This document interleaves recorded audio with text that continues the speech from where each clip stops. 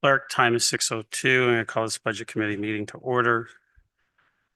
The town of Aurora acknowledges that the Anishinaabe lands on which we live and work are the traditional and treaty territories of the Chippewas, Georgina Island, as well as many other nations whose presence here continues to this day. As the closest First Nation community to Aurora, we recognize the special relationship the Chippewas have with the land and waters of this territory.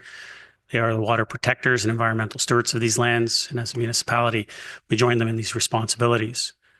Further acknowledge that Aurora is part of the treaty lands of the Mississaugas and Chippewas recognized through Treaty Number 13, as well as the Williams Treaty of 1923.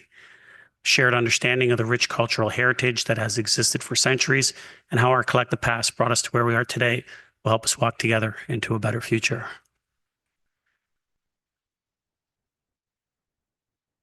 A motion to approve the agenda.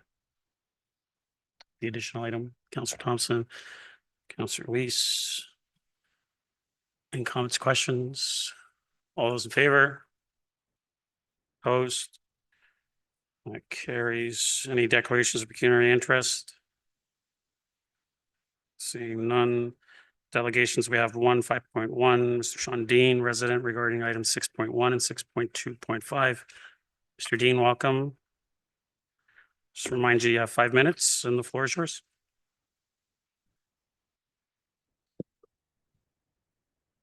Good evening, Council. I am here to provide some feedback on the budget and my concerns and lack of confidence remains. I'll start with the 2.2% increase equaling $1.4 million. It's really a misrepresentation because we don't have actuals, and it doesn't include, it keeps all the surpluses. So the way the standard budgeting works, but because you keep all the surpluses, you actually create inflation and make things more expensive for the taxpayer. So this is problematic. The average person who sees, oh, it's only 2.2%, that's $1.4 million. How is it that we can pay staff raises of $2 million if we're only collecting 1.4? So the answer is from reserve funds. So reserve funds used to total 133 million, collecting 6.5 million in interest. And this is money that doesn't come back to taxpayers. So you're making life more expensive by keeping savings. You don't share any revenues from grants.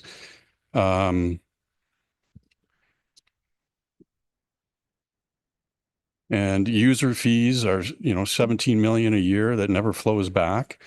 Rent. We bought a building. Taxpayers own a $7.5 million building on Yonge Street, and just adjacent to that, I guess, St. George School. And, the building, we're collecting rent, and after it's $300,000 profit. We're not benefiting from that directly. And the promenade that might be built, it's decades away. No one's building. That promenade is a big cost center for taxpayers, as is any new development. So development charges are a big concern. But let me also highlight what the concerns are with this budget process. So right now you're saying surpluses at the end of this year are going to be 180,000. Guess what you said exactly at this time last year? Oh, surpluses we expect to be 166,000. We asked council what they want to do with the surplus and deficits, 5 months ago, and they said, oh, just put it into reserves.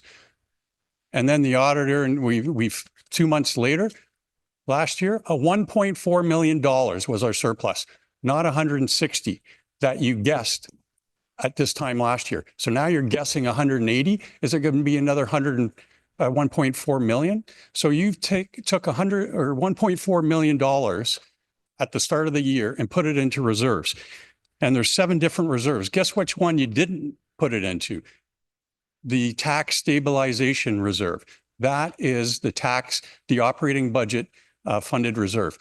And my speculation is why you didn't put any in there is because it was maxed out. Every year it has $6.5 million in it that never gets used for the most part. So you took the $1.4 million and you spread it across all these other reserves that go into the capital budget and can be spent in 10 years. I never realized a return on investment as a taxpayer. And then you put inflation, the 2.2%, you add that to the surplus. So these are my concerns. And I've asked direct questions to the finance department via email. I haven't received my answer yet. There's all this rushed time to review these things for council. And I think what needs to happen, or what I would like to ask council, is can you please reverse your decisions and allow taxpayers to have the surplus? You made this decision in May of this year and last year before the auditor's report comes out, and not knowing that there's 1.4. We don't know there's 1.4 million until the end of the year. So is this going to happen again next year? And we talk about responsibility, risk, development charges, all these new funding requests that you want council to approve in the capital budget. Like, they're only here for 4 years. They're not allowed to approve the operating budget beyond their 4-year term, but they're allowed to approve Dell computer contracts for 8 years, capital budget for 10 years. So I think that's a concern I have with our budgeting practice. And we seriously, it's still uncertain, the development charges, what it's going to cost. There's a $32 million shortfall right now over 10 years. Get you to wrap up, Mr. Deane. Thanks. So the budget is misrepresented at 2.2%. We have, there's savings that I would like to benefit from. You ask us to invest in street lighting, LED lighting. We don't get that. The garbage.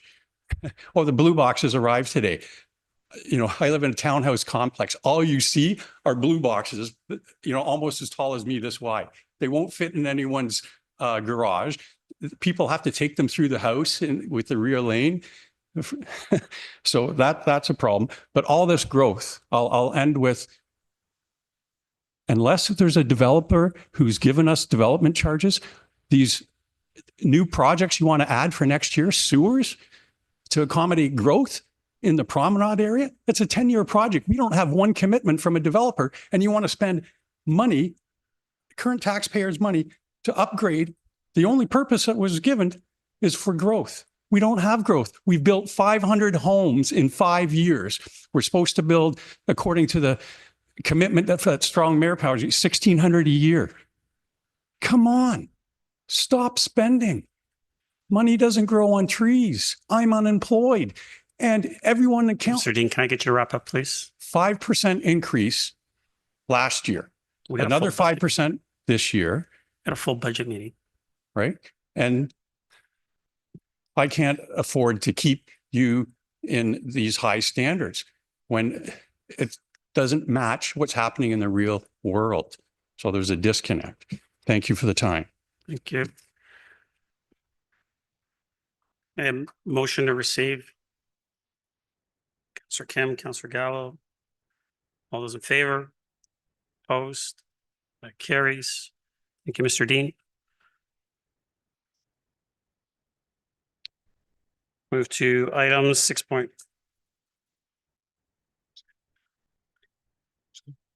to 6.1. This is the 2026 budget survey feedback. Can I get a motion to receive? Mr. Thompson, seconder. Councillor Weiss, comments or questions? Call the vote. All those in favor? By hand. All those opposed? That carries.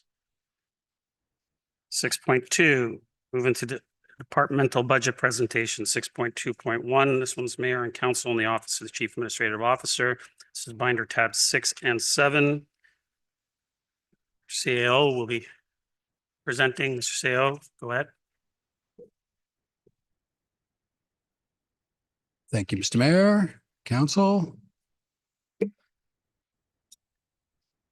waiting for the presentation to pop up here.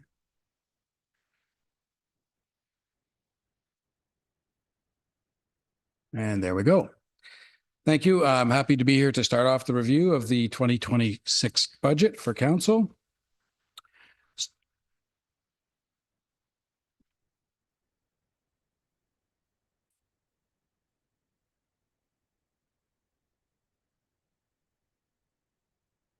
Next slide, please.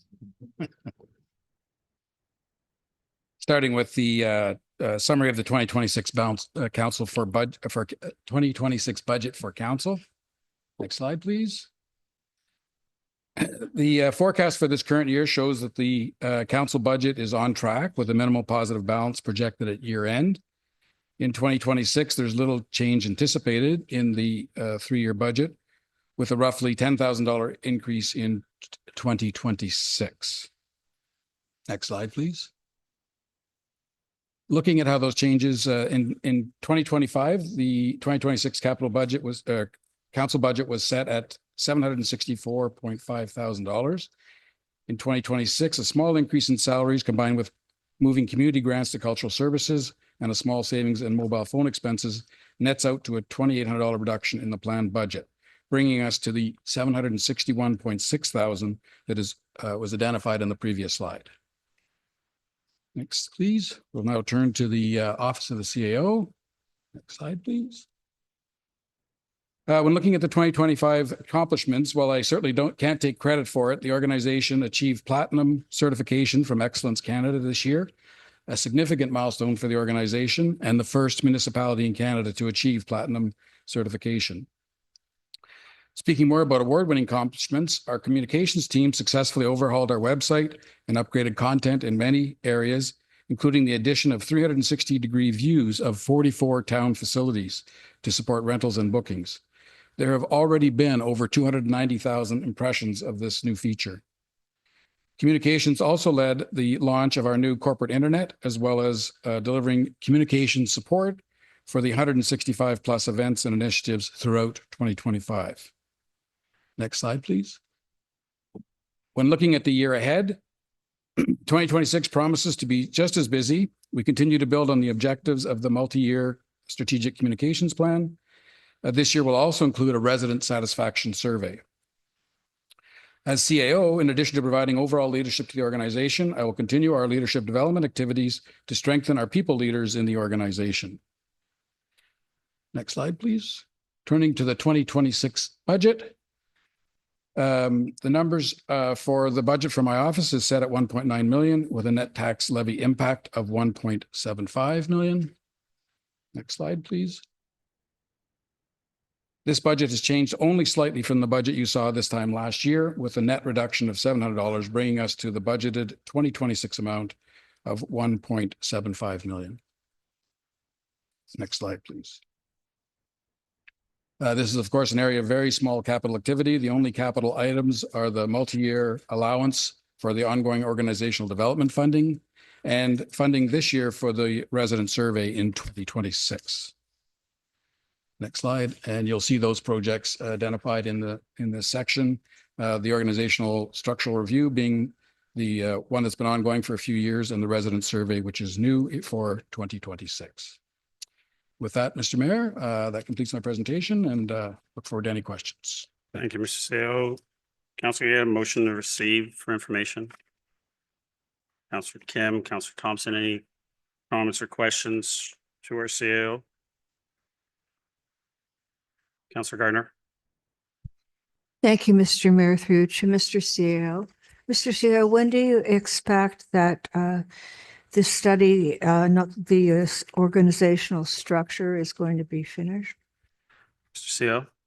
CEO. Through Mr. Mayor, that isn't a study. That is a resource that was given to the CEO's office for the leadership that we've brought in to help us with the development of the management team.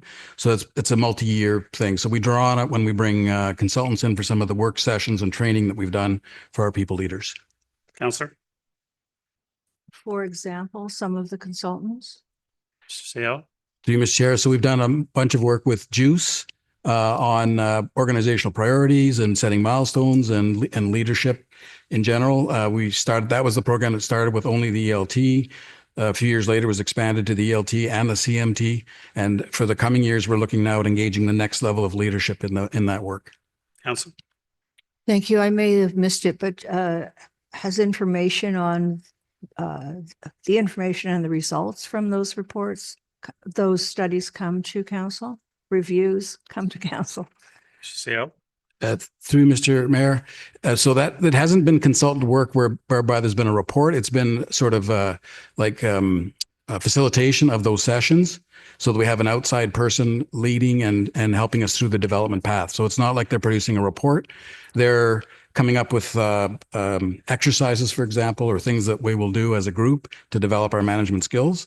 So that's when we draw upon that fund to bring them in.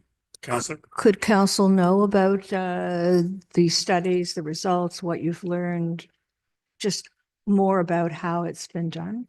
Mr. Through you, Mr. Mayor, yes, the last update council would have been when Brady Wilson was here at the beginning of the term, and he talked about the work of the previous that he had done with them. But you're right, we could certainly give an update to council on the work that's been done since then. Councilor. And I think it's outside of this, but maybe the mayor will allow. There is, I believe, a study or review on workplace procedures as far as staff being here or at home. That's in right now. I'm assuming that's been already done or being done. Mr. Through Mr. Mayor, I'm not sure. Yeah. We haven't done any studies on that as such. Sorry, I didn't phrase that. A lot of workplaces are expecting their staff to be on site X number of days. COVID brought a lot of changes. I believe that you were looking at that, and has any decision been made? Councilor, I believe the CEO, when we sat down, we've made the decision. We have a policy for the town. I believe it's 3 days. And has council seen that has that policy been presented to council? Mike. Oh, sorry. Through you, Mr. Mayor, I don't believe that policy was brought to council. We've been operating under the general direction of council, which is to have basically bring people in 3 days. It's been a flexible 3 days. It hasn't been a hard and fast where we're actually tracking. There's some areas where we don't see the need necessarily to sort of enforce a 3 day. And there are other areas where we know we need people in more than the 3 days. So I would say that the 3 is a fair representation of the average that we've achieved. And we've been able to do that without any concern from the public about service levels. Councilor. That's good to hear. Follow up. We were looking at the use of the building because with COVID, we had a lot of empty space, and it seems to me we still do. Is that going to be coming to council at some point? CEO. Thanks, Mr. Mayor. Through you, Mr. Mayor, I believe there's a space study underway or just about to be underway. It's underway, and that result will come back to council. Councilor. And we'll receive that approximately through you, Mr. Mayor. Dougal. Through you, Mr. Mayor, we're just going through the final review of the bids that we've received. Therefore, our activation is going to be Q1. I would imagine results somewhere in the range of Q2 of 26. Councilor. Thank you for letting me ask those questions, Mr. Mayor. Councilor Gall. Binder tab 6 and 7. Thank you. Through you to Mr. Nanarosny, in terms of council budget, have we identified anywhere in here the amounts other than wages when we go to conferences, all of those things? Is it all in the one figure, or is it carved out? CEO.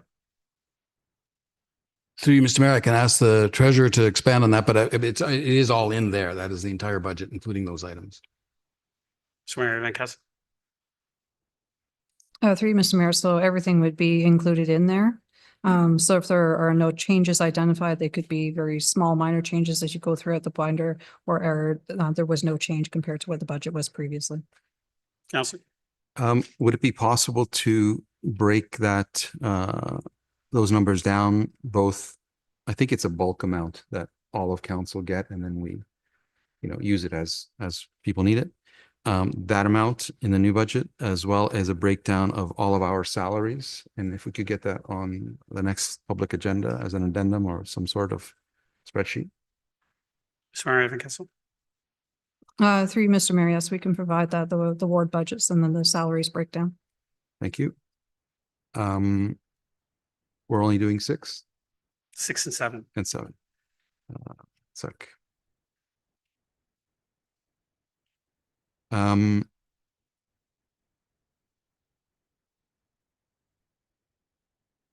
Could you please give me a breakdown through you, Mr. Mayor? Just, there's 9 EFT in the CAO's budget. Could you give me a breakdown of those positions? How many are directly related to communication versus your office? So, To you, Mr. Mayor, in my office, it's just myself and my executive assistant, and the rest are communications. Council. So we have 2 in your office and 7. I think that's in ours. So 7 communications, full-time communications, and 2 in your office. That's correct. That's it. Thank you. Council Gillen. Thank you. I also wanted to see that breakdown with the councilors versus the mayor's office. I think it's 2 separate things to see what the office is for the mayor and for council. So that would be interesting to put. And just for clarity, I haven't really, I guess, noticed this before in the sense of the committees and whatnot, but that breakdown, $108,000 for committees, that's for the committee adjustment. That's what we pay out for the committee adjustment. Ms. Mary Van Kessel.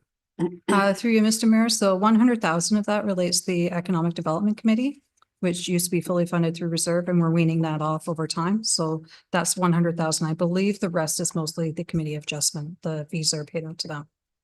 Council. Okay, I didn't realize that that was my other question because it has a contribution reduction of $45,000. So, but it doesn't say a negative on the other side. So through you to Ms. Wainwright Kessel, if you could kind of explain that, I'm just a little confused. Ms. Mary Van Kessel.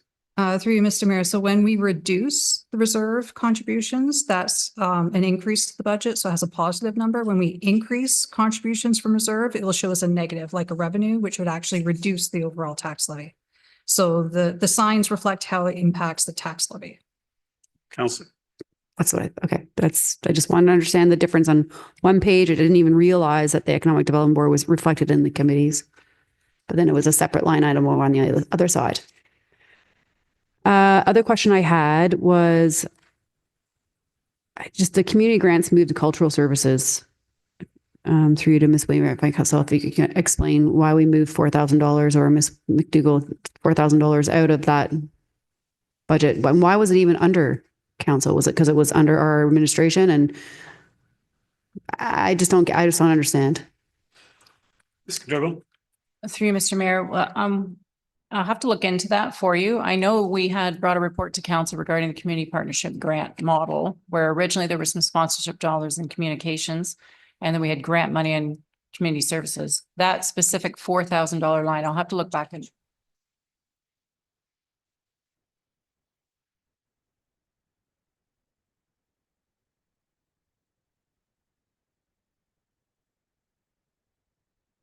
through you, Mr. Mayor, I apologize. We'll get to the bottom of that and provide council feedback. Council.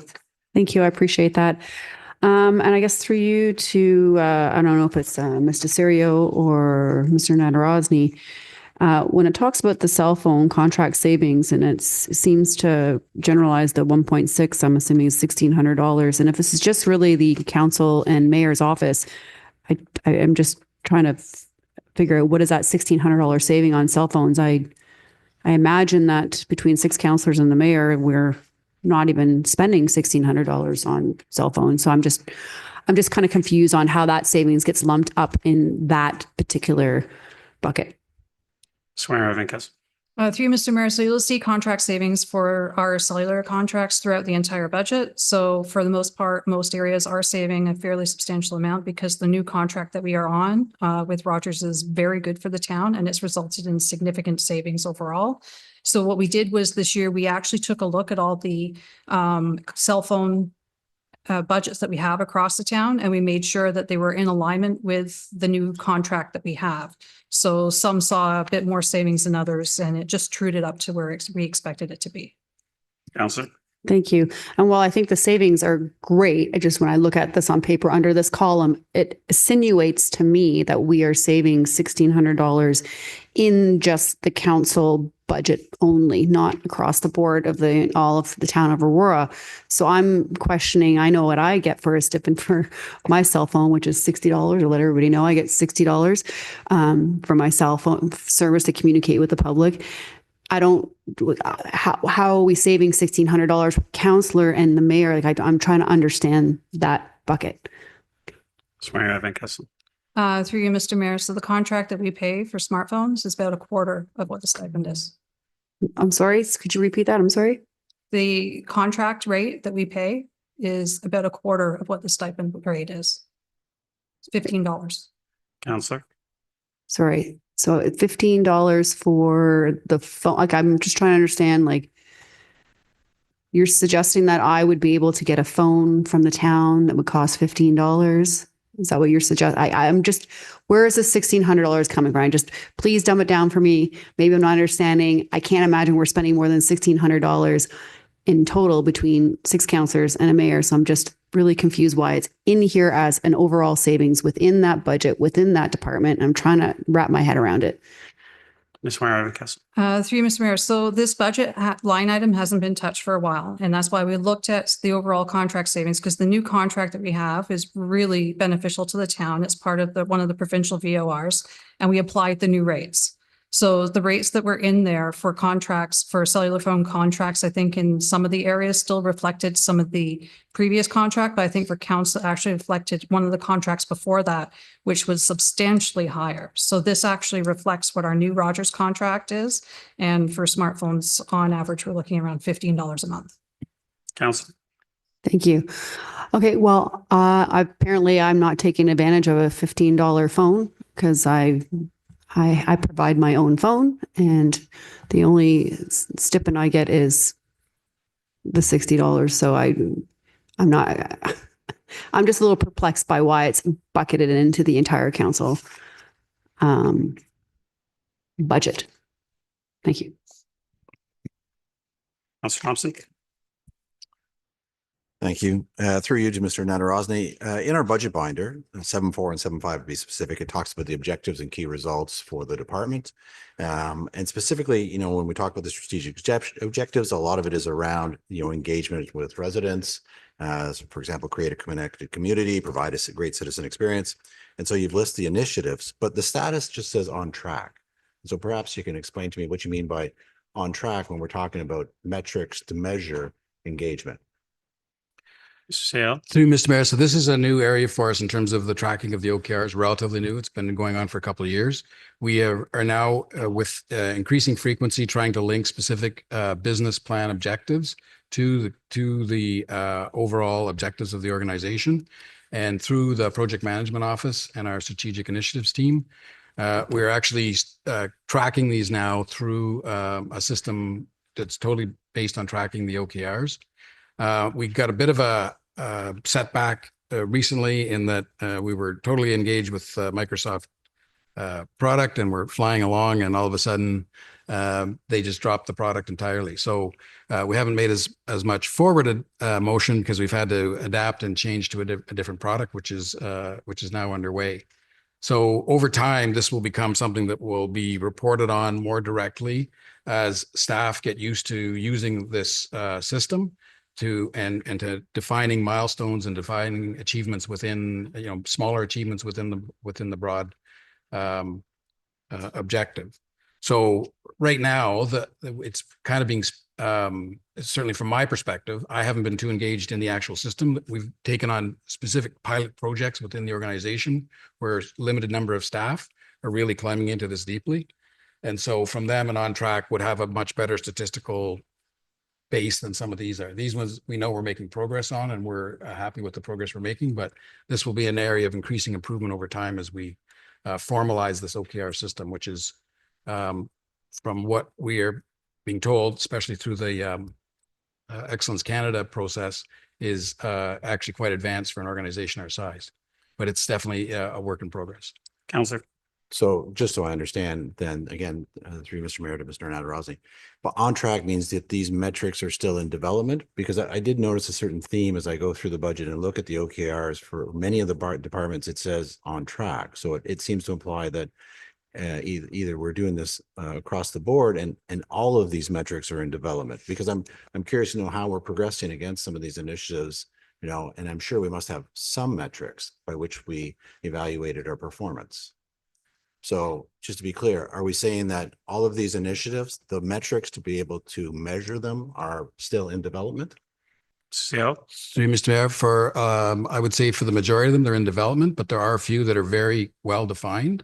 And we're tracking and being able to relate the work that's being done in the departments to the progress for the OKR itself. Council.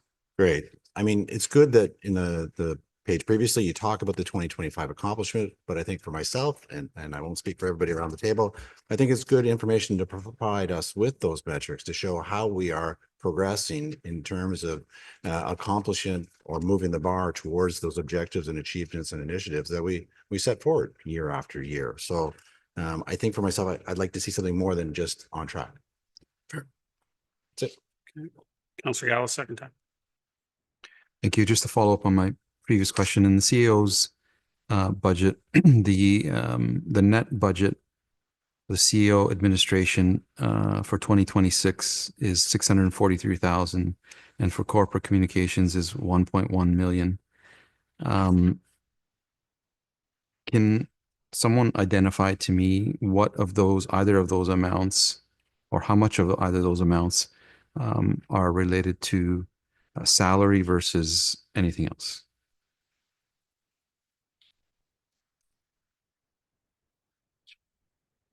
Swear, I guess. Through you, Mr. Mayor, we'd have to look into the details of that. Organization-wide, salaries is about 30% of our costs, but in areas such as the CAO's office and communications, I would expect to be much, much higher because they don't have contract out services and things such as that. Councilor. There's two people in the CAO's administration, and I'm sure that 643,000 is not salaries for those two individuals. So if we could get that breakdown, that would be great. Swear, I guess we can get that breakdown. Thank you. Councilor. That's it. Thank you. Any other comments, questions? Call the vote. All those in favor? Opposed? That carries. Next, we have Community Services. Ms. McDougall, welcome.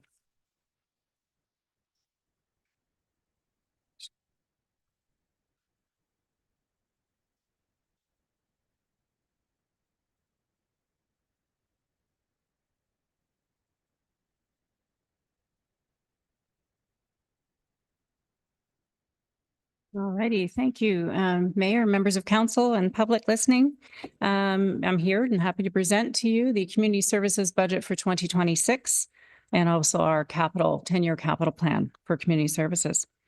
Our department, just quick, John, is made up of 5 divisions: Access Aurora, Business Support, Cultural Services, Facilities Management, and Recreation Services. Oh, I went the wrong way.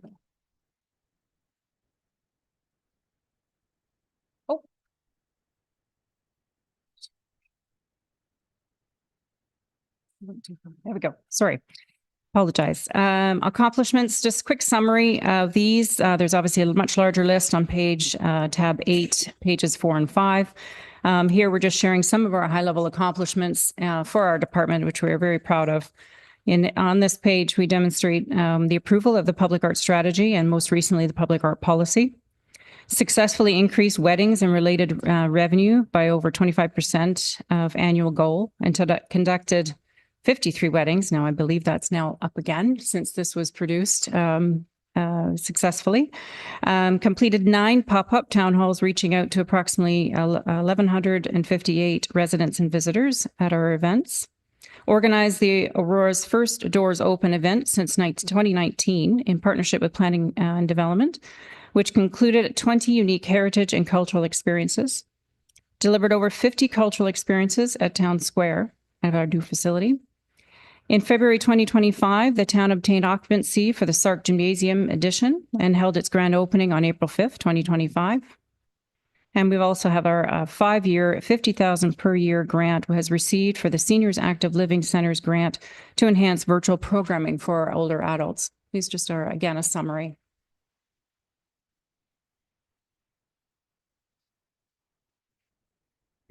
Quick summary of some of the objectives. The rest of them you'll find on tab 8, pages 62 and 63.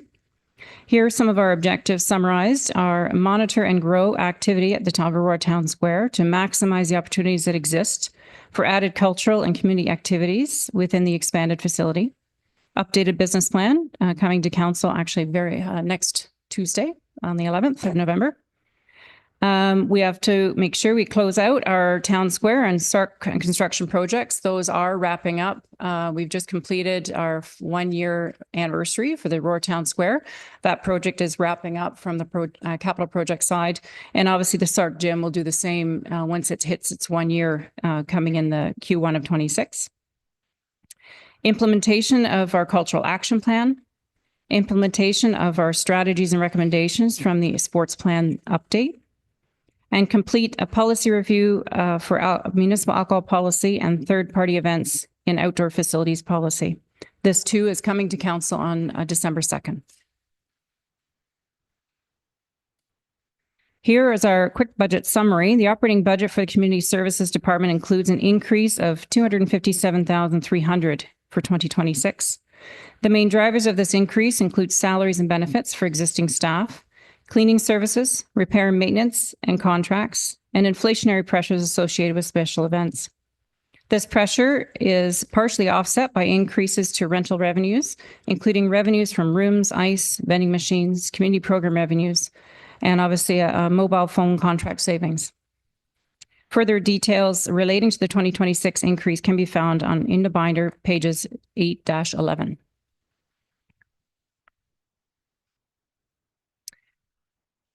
Budget changes for the outlook. So in the community services budget, compared to the outlook provided in last year's budget, is actually lower by $238,200 from initially approved funds of $495,500 for 2026.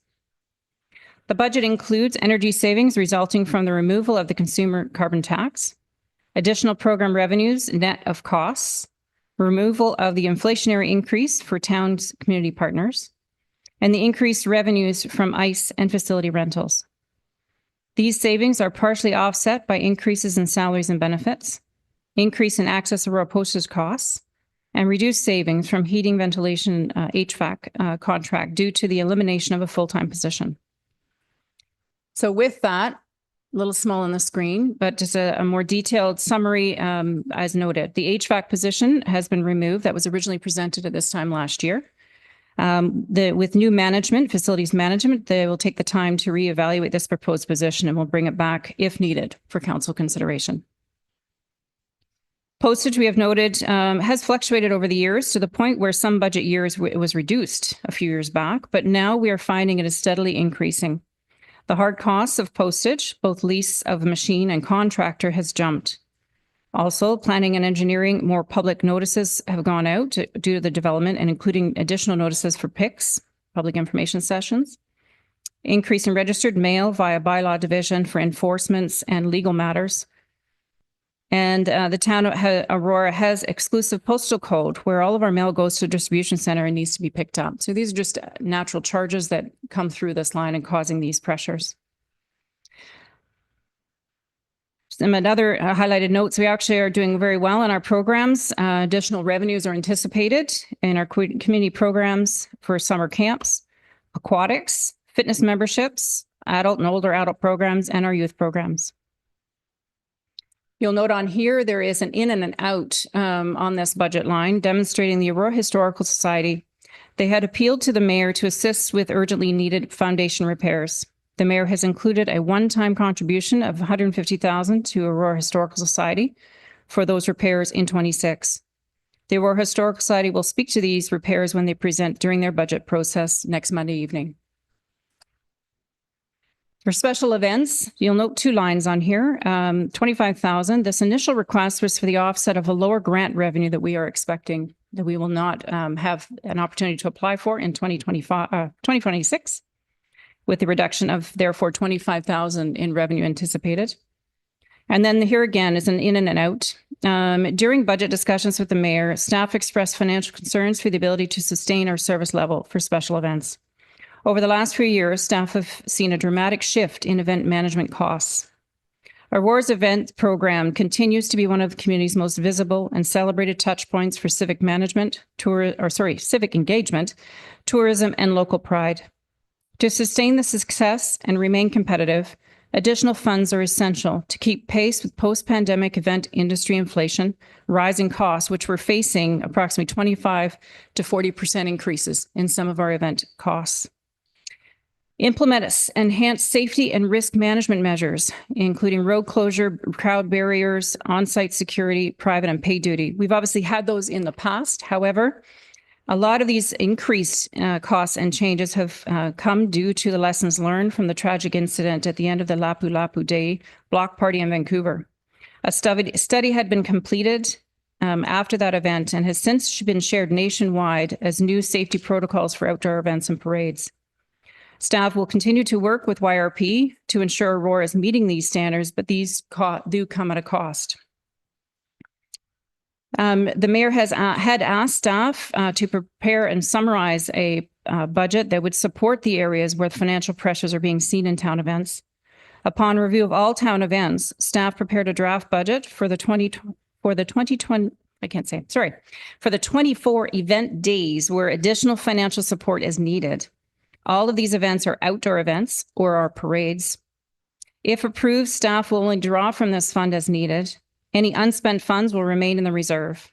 And for following the 2026 year, staff will submit a budget request for 2027. Aurora's events program is one of our most powerful community assets, uniting residents, attracting visitors, and strengthening local identity. The additional funds will ensure we can continue to deliver safe, innovative, and high-quality experiences that reflect Aurora's values, ambitions, and reputation. And then lastly, on this slide, you'll see the removals of some of the inflationary pressures. This decision for a zero-based increase to community partners' budgets for 2026 was to ensure fiscal responsibility while maintaining current funding levels. This would provide the partners with the opportunity to address their need at their budget meeting next Monday evening. Moving to capital. Community Services plans to spend $5.7 million in 2026, much more reduced from our last 2 years, our last few years coming to council, thanks to the closure off of Town Square and the Sark Gym. This totals $81 million in total. This includes the Town Square and Sark Gym in that value. And then ultimately, this includes $11.5 million for asset management and $69.1 million for growth and new projects. Again, that number included Town Square and the Sark Gym.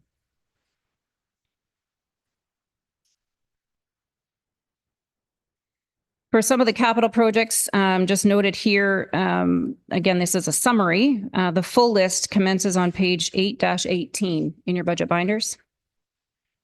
For here, just some of the highlights and high-level ones, noting them, we've got the Senior Center interior finishes and replacements. This project involves the interior refresh of the Senior Center that will focus on upgrading select areas to enhance comfort, safety, user experience, and aesthetics for residents and staff. We will refresh flooring, wall finishes, lighting, furnishes, and possibly ceilings. Staff have engaged with the Senior Association and will continue to keep the President informed on the status of this project. Also, we have a multi-site boiler replacement project. This project will involve the design and implementation of heating boiler replacements at various locations within the town. These assets have exceeded their intended life cycle and require replacement. Upgrading to modern high-efficiency systems will enhance operational reliability, reduce the town's carbon footprint, and improve the overall performance of its building infrastructure. AFLC Arena refurbishment. This project involves the design and construction of a comprehensive refurbishment of the arena facility to extend asset life, improve safety and operational efficiency, as well as enhance user experience. Scope will include the full replacement of an aging and deficient roofing system, mechanical cleaning of exposed structural components to remove rust, repaint structural components, and sealing decking to improve aesthetics, and replacement of worn arena rubber flooring. Previously approved projects, last year, the dehumidification replacement will be combined with this project to achieve economies of scale. And now over to the growth and new projects. A few highlights in here: Aurora Town Square shade structures. Installation of 2 shade structures at Aurora Town Square. This is to provide shelter spaces for musicians, dancers, presenters, and members of the public for live events. This past summer, we noted 12 plus events were held this summer at the square, 4 Aurora Cultural Center concerts throughout the summer, as well as a number of town events. The lack of shaded seating area meant the crowd dispersed to the periphery of the square to find shade. It was quite difficult to get cooled off while you're out there. Also, public art installation. With the approval of the public art strategy and policy, staff are proposing to undertake Aurora's first public art project in 26. The goal is to have the first public art project installed for 27. And then studies, we have a couple in planned designated substance surveys. This proposed project involves conducting a comprehensive DSS, or a designated substance study, across assigned town facilities to identify the presence of hazardous materials. The goal here is to ensure town facilities comply with the Ontario Occupational Health and Safety Act and related regulations by assessing current conditions, mitigating health and safety risk, and promoting safe working environments. And then last noted on this screen is the building condition assessment. It's time now to redo a new one. This project will conduct comprehensive building condition assessments across the town's facility portfolio to update information collected from past assessments. The assessments will provide accurate data-driven insight into the current state of town assets. The key goal is to support the town's asset management program by identifying immediate and future maintenance, repair, and replacement needs. And I'll now take some questions. Thank you. Councilor, I have a motion to receive for information. Councilor Gallo, Councilor Thompson, any comments or questions on binder tab 8? Councilor Gardner. Thank you, through Mr. Mayor. Thank you, Ms. McDougall. I apologize I didn't ask you this before this evening, but I have an email from you, September 15th. I was wondering about the Yonge Street property, our strip mall on Yonge Street.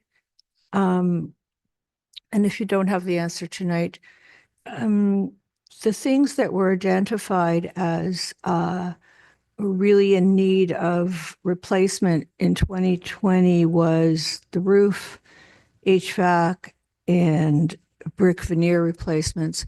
I know some of the roof has been replaced, and you said it's now in fair, good condition.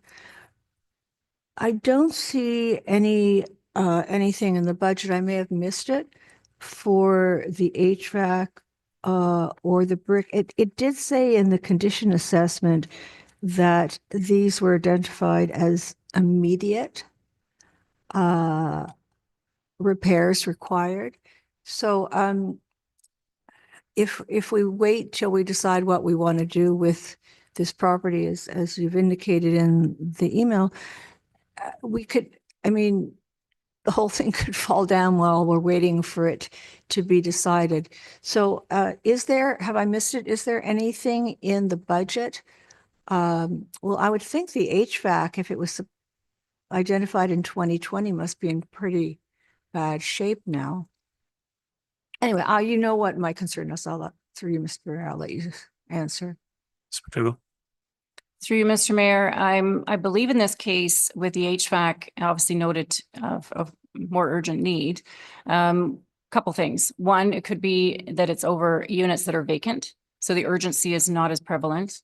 Or it is another update through the next building condition assessment, which was noted as the capital project on there. At this point, that is our current state for those units, is monitoring, doing the basic repairs and maintenance on them to keep them sustained. And certainly if there's vacant units, we're noting that as well as a deciding factor to proceed versus investing in something that may not end up with an occupant. Counselor. Through you, Mr. Mayor. I don't know how many vacant properties we have. I thought we were, except for one, we might be fully rented out there. But, so I'd like to know that. But, if these were identified as immediate in 2020, surely we should be thinking about, I mean, they're not in good repair at that point. They must need some work now. I don't understand how we can leave them and why we're leaving them, because it's an expensive property. And we spent tax dollars to buy it, and it should be kept in at least medium state of repair. Ms. McDougall.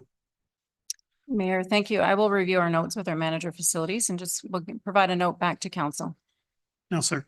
Thank you. And I see our new manager of facilities is attending tonight.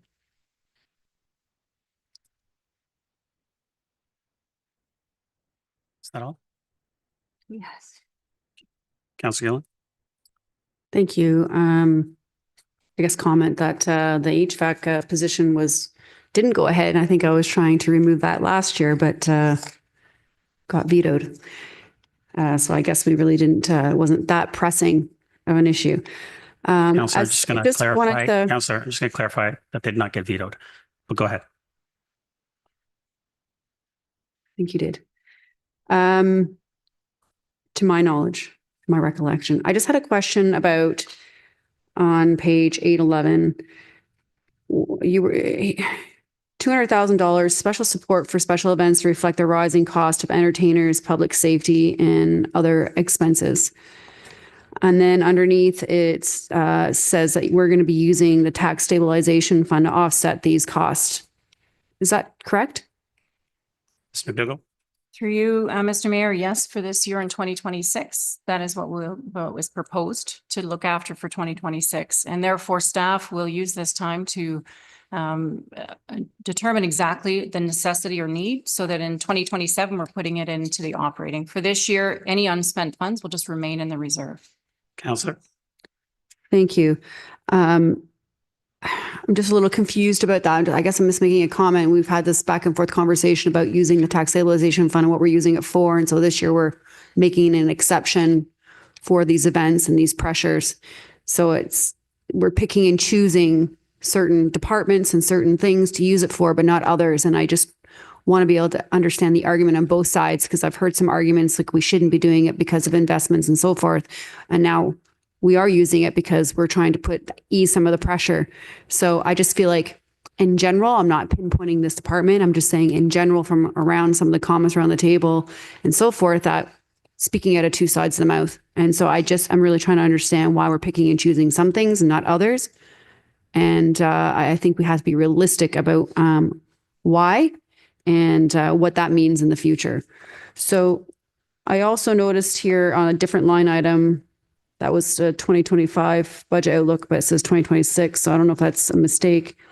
Special events cost increase, net revenues at $25,000.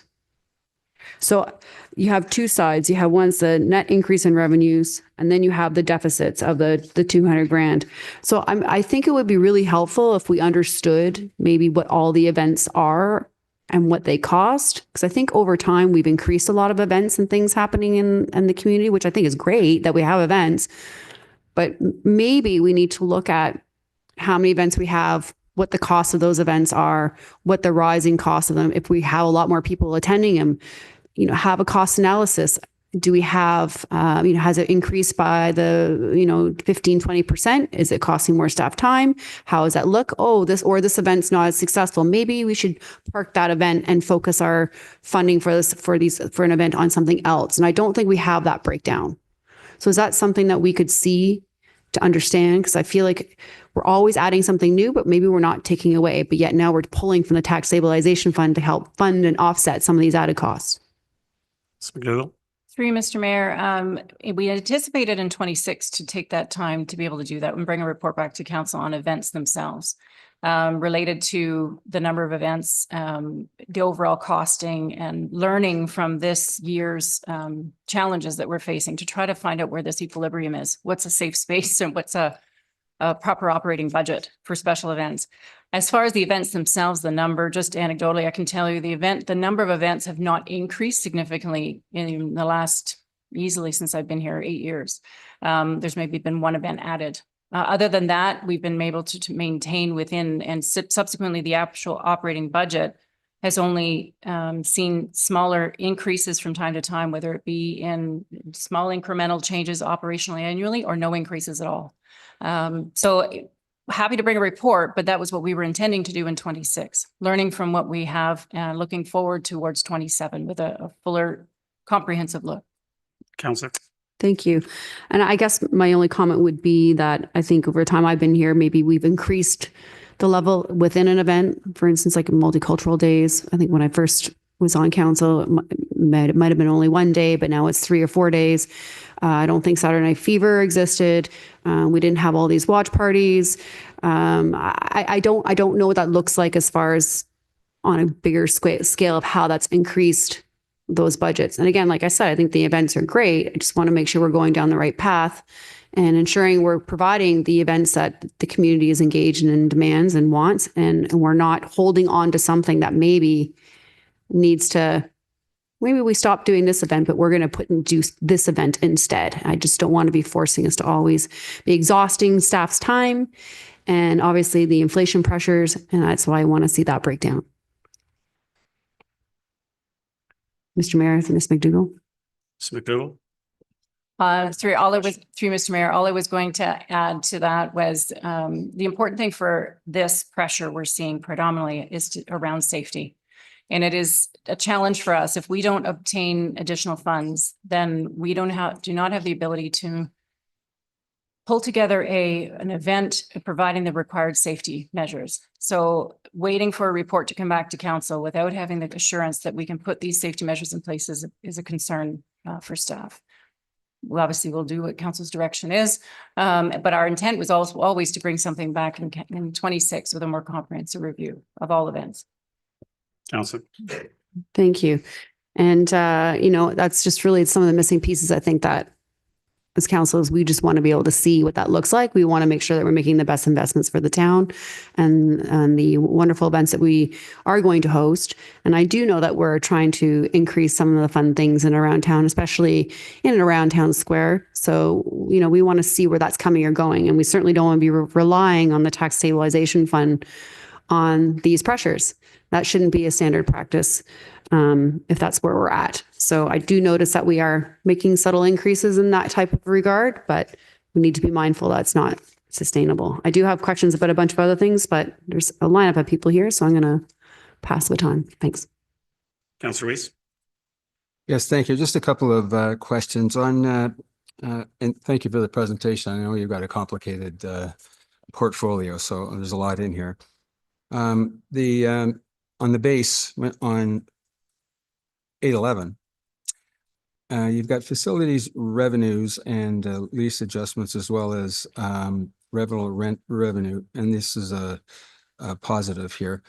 Is that because we've increased the fees on that, or is it just that there's more of it? Is it an increase in fees charged, or we just have more? Ms. McDougall. Through Mr. Mayor, I'm sorry, I didn't catch your soft spoken. You're talking about the facility revenues and lease Yes. adjustments line, Yeah. that one? Yes, and the revenue including rooms, ice vending machines, et cetera.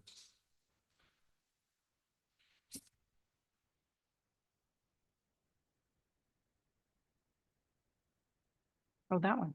Sorry. Okay, gotcha. Apologize. I was trying to catch up to you.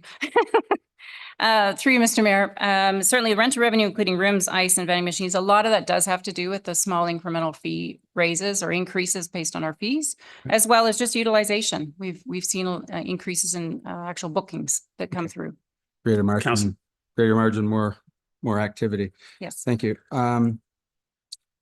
The maintaining service levels for growth, you've got another item in there of 78, increase in advertising revenue. These are the sponsorships and the other types of ads that are all over the, our facilities around town? That where that revenue comes from? Ms. McDougall? Through you, Mr. Mayor, yes, this line would be related to as you've just noted, the advertising that we see within our facilities. And potentially the guide, recreation guide, but I think it's predominantly in our facilities. Oh, okay, thank you. Counselor? Yeah, and I certainly am happy about the Hillary House and the, we need the roof fixed on that, and the senior center, I'm glad to see that's in, yeah. The other thing is on page 815, you have community programs in your capital program, community programs. And that description in here is kind of vague about what that is. I see words like flexibility, et cetera. So can you tell me what likely expenditures may come out of that capital program that you have for community? Through you, Mayor, to, I think I see Ms. Wainwright Mayor Van Van Kessel Kessel. digging in. Through you, Mr. Mayor. So the capital programs, this one in particular for community programs would be encompassing any of the capital projects that are relating to community programs. So it could include a variety of different things such as equipment for the gym and things such as that. And what happens is when the projects exist within a program, it gives the manager the flexibility to be able to move funds between projects if some come under, some go over, without changing the scope of the projects. This is helpful particularly for asset management projects, and you'll see this with program groups across the organization because there's some in other departments as well. And it just helps us be able to deliver on the capital budget in a more effective manner without having to report back to council each time anything needs to be changed or adapted. And these programs are for asset management projects only. Counselor? Thank you. So you just bundled smaller budget items together in a single budget and given the flexibility to move the money from one to the next. That's what I heard. Mayor Van Kessel. For you. Through you, Ms. Mayor. So it's like projects. In this case, it's a small group. When we get to planning and development services, the roads one is quite a large one. So it's projects that are of the like type of funding, but they are all asset management projects. There are no growth projects included in the programs. Counselor? Okay, that's it. First time done. Thanks. Counselor Gallo? Thank you.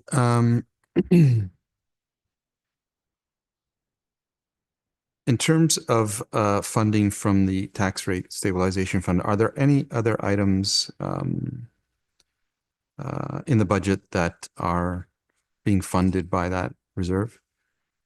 I guess to you, Mr. Mayor, this is your budget, but I'm sure you'll direct it to somebody else. Sure.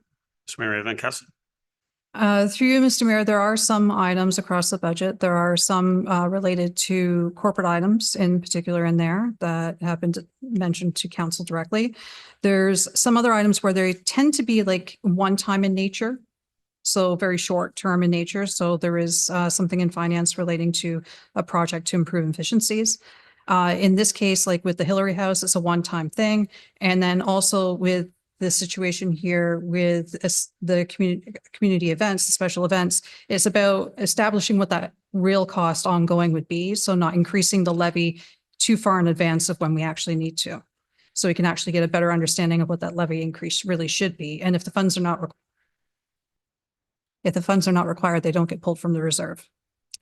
And do we have a total amount? If it's not today, it's fine. I see another item of Mayor Van Kessel. 60,000 in another budget. Through you, Mr. Mayor, I can pull a list of them for you and send it to council. Okay, thank you. Counselor? Do we capture, to you, Mr. Mayor, the revenue on, or do we separate the revenue on our facilities, like the SARC or the leisure complex, or do we capture the revenue or the sports dome? Ms. McDougall? Through Mr. Mayor, the way our system works is we have a division that looks after the revenues, but then the facility expenditures is also looked after under a different division. We can pull the revenues for any of our sports. They're always any of our facilities, or programs, they're accounted for by a code. We can pull that. Yes. Counselor? I was interested in the sports dome and the revenue and expenses John. directly linked to that facility. I believe it's a pretty good news story, and I think it's important to identify how rare it is to. I don't need it tonight. Okay.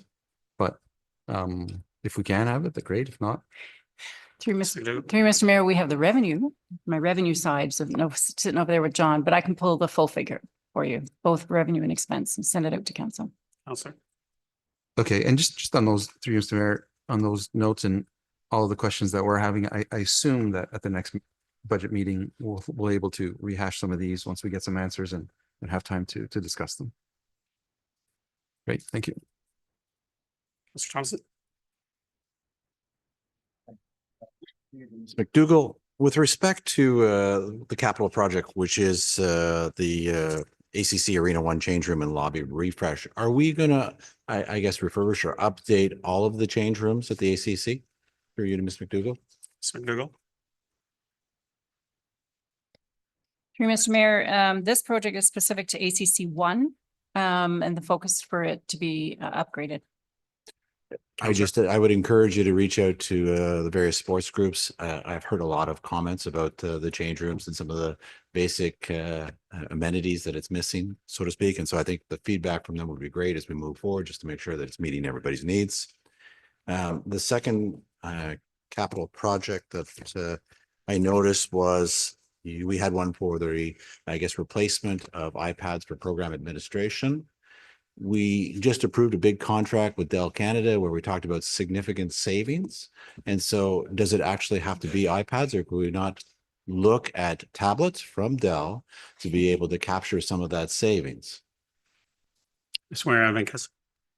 Through you, Mr. Mayor. So the iPads would actually get purchased under a Rogers contract. We do get discounts through them as well on the versus the retail costs. Counselor.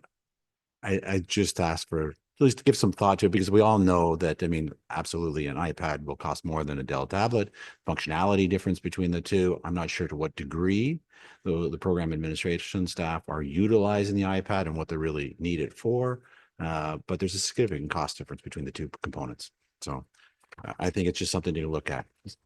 And then similar comment to before. So again, through you to Ms. McDougall.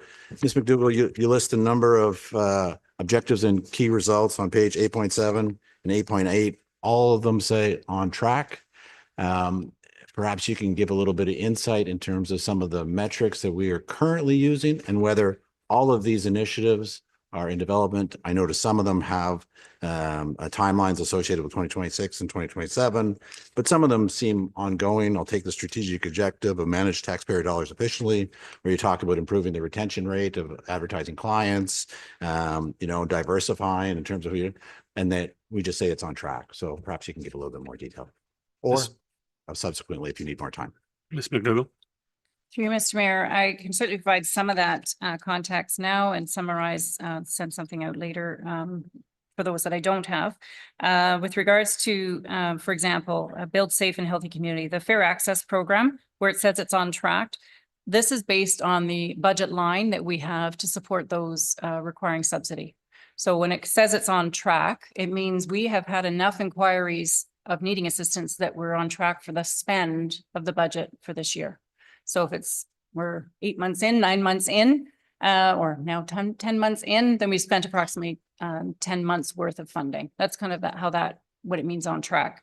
The one below, for example, increased accessibility for individuals with disabilities. We had a number in there of programs that we wanted to plan, and we've planned for 7 to offer, and we've offered 7. So we're on track with that one as well. That's just an example of a number-based scenario. Others, you're right, they're a little bit more generic in nature, and we're working on trying to establish how we can achieve a percentage, or how we can determine a dollar amount or something that can otherwise generate for something to demonstrate to council versus just the on track word or in progress word. That being said, some of it is still in a learning curve for us. We don't have all of our divisions yet fully capturing this program, for example. We are trying to still work towards getting all of our divisions online with this program because we see value in it. We just need to get there with some of those metrics. And I fully comprehend that, but at the same time, going department after department and seeing everything on track, I'm looking, and I'm sure others are as well, and members of the public as well, looking for a little bit more detail about what does on track really mean. Thank you. Councillor Kim. Thank you, Mr. Mayor. Through you to Director McDougall. Sorry, the names escaped me for a second there.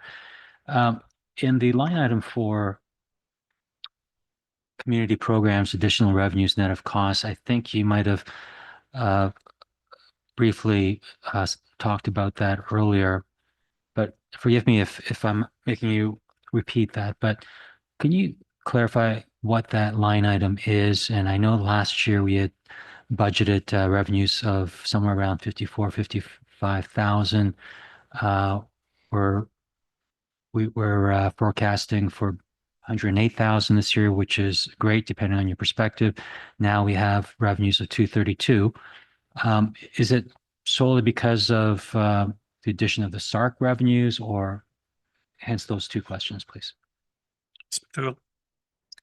Through you, Mr. Mayor, the breakdown of the 232 revenue is an additional 26,000 we've obtained through summer camps. Some of these might be due to a small incremental fee increases that might have been demonstrated, but we also feel our numbers are going up. Participation rates are going up. So that could be a bit of a combination.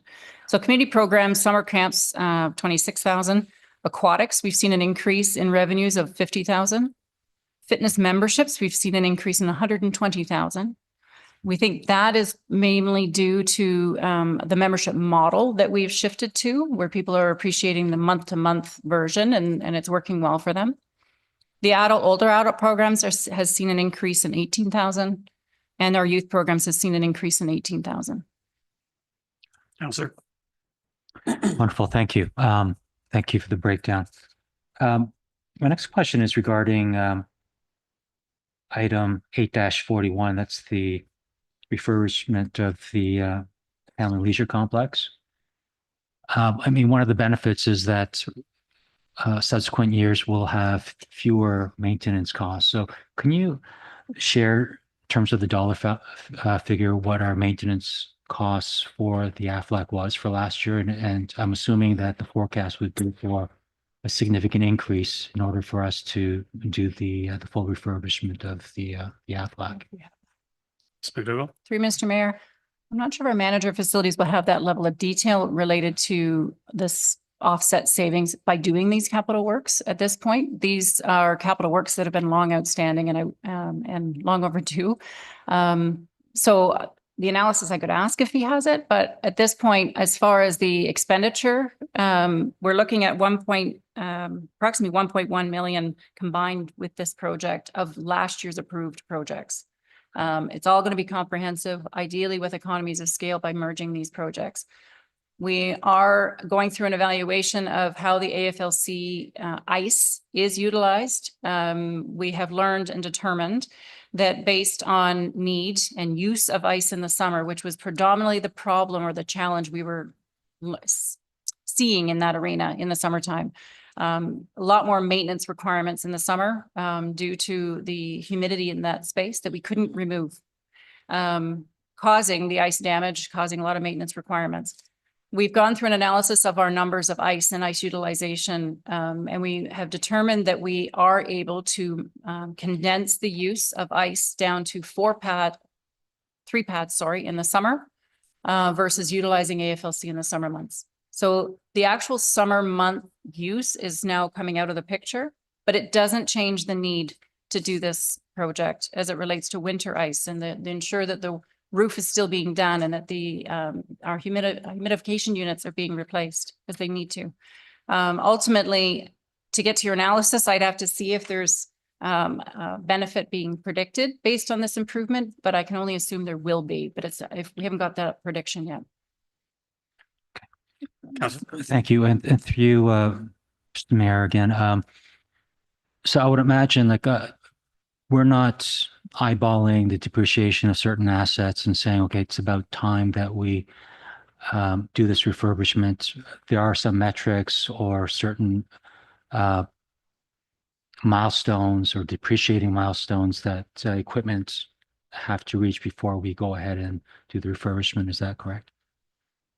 Ms. McDowell? Through Mr. Mayor, and definitely, we obviously lean on the asset management plan and building condition assessments when they're completed to determine the best path forward. Whatever their analysis is, though, we don't just arbitrarily say, okay, that's the year we have to replace it. Or if it's end of life in that year that it has to be. We look at more comprehensively what that asset is and the state of it. In the case of the AFLC, those elements, the roof itself, the dehumidification units, they have all been in, unfortunately, poor state for a number of years. And it's time we provide that work that needs to be done in that facility. Councillor? Great, thank you. And, we talked about, our staff process and our asset management plan in the past. And so I just wanted to, bring that to surface just to let the public know that there is a process that we go through and it's not random. And my last question is, in one of the items, there's a replacement for fitness items at the fitness center. I thought there was supposed to be some replacement for the treadmills, but I didn't see that there. So can you just kind of verify, do we still have a few more years left in the treadmills? Ms. McDougall? Through you, Mr. Mayor, actually, I'm just looking, we have a major 2025's capital work that was approved by council last year.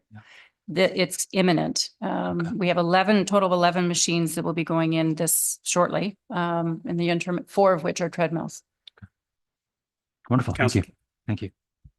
Councillor Weiss, second time. Yes, Councillor Kim asked my question about the 232 on the revenue side. And you also have one ice and facility rentals. I assume it's the same rationale you're having. You're using the projections for ice rentals and more ice rentals and increased cost of ice rentals. Okay, thank you. We were asked just a couple of weeks ago for fees and charges, and we had the fees and charges bylaw. Are these fees and charges being used to gather this budget information? Because it was done just recently through you.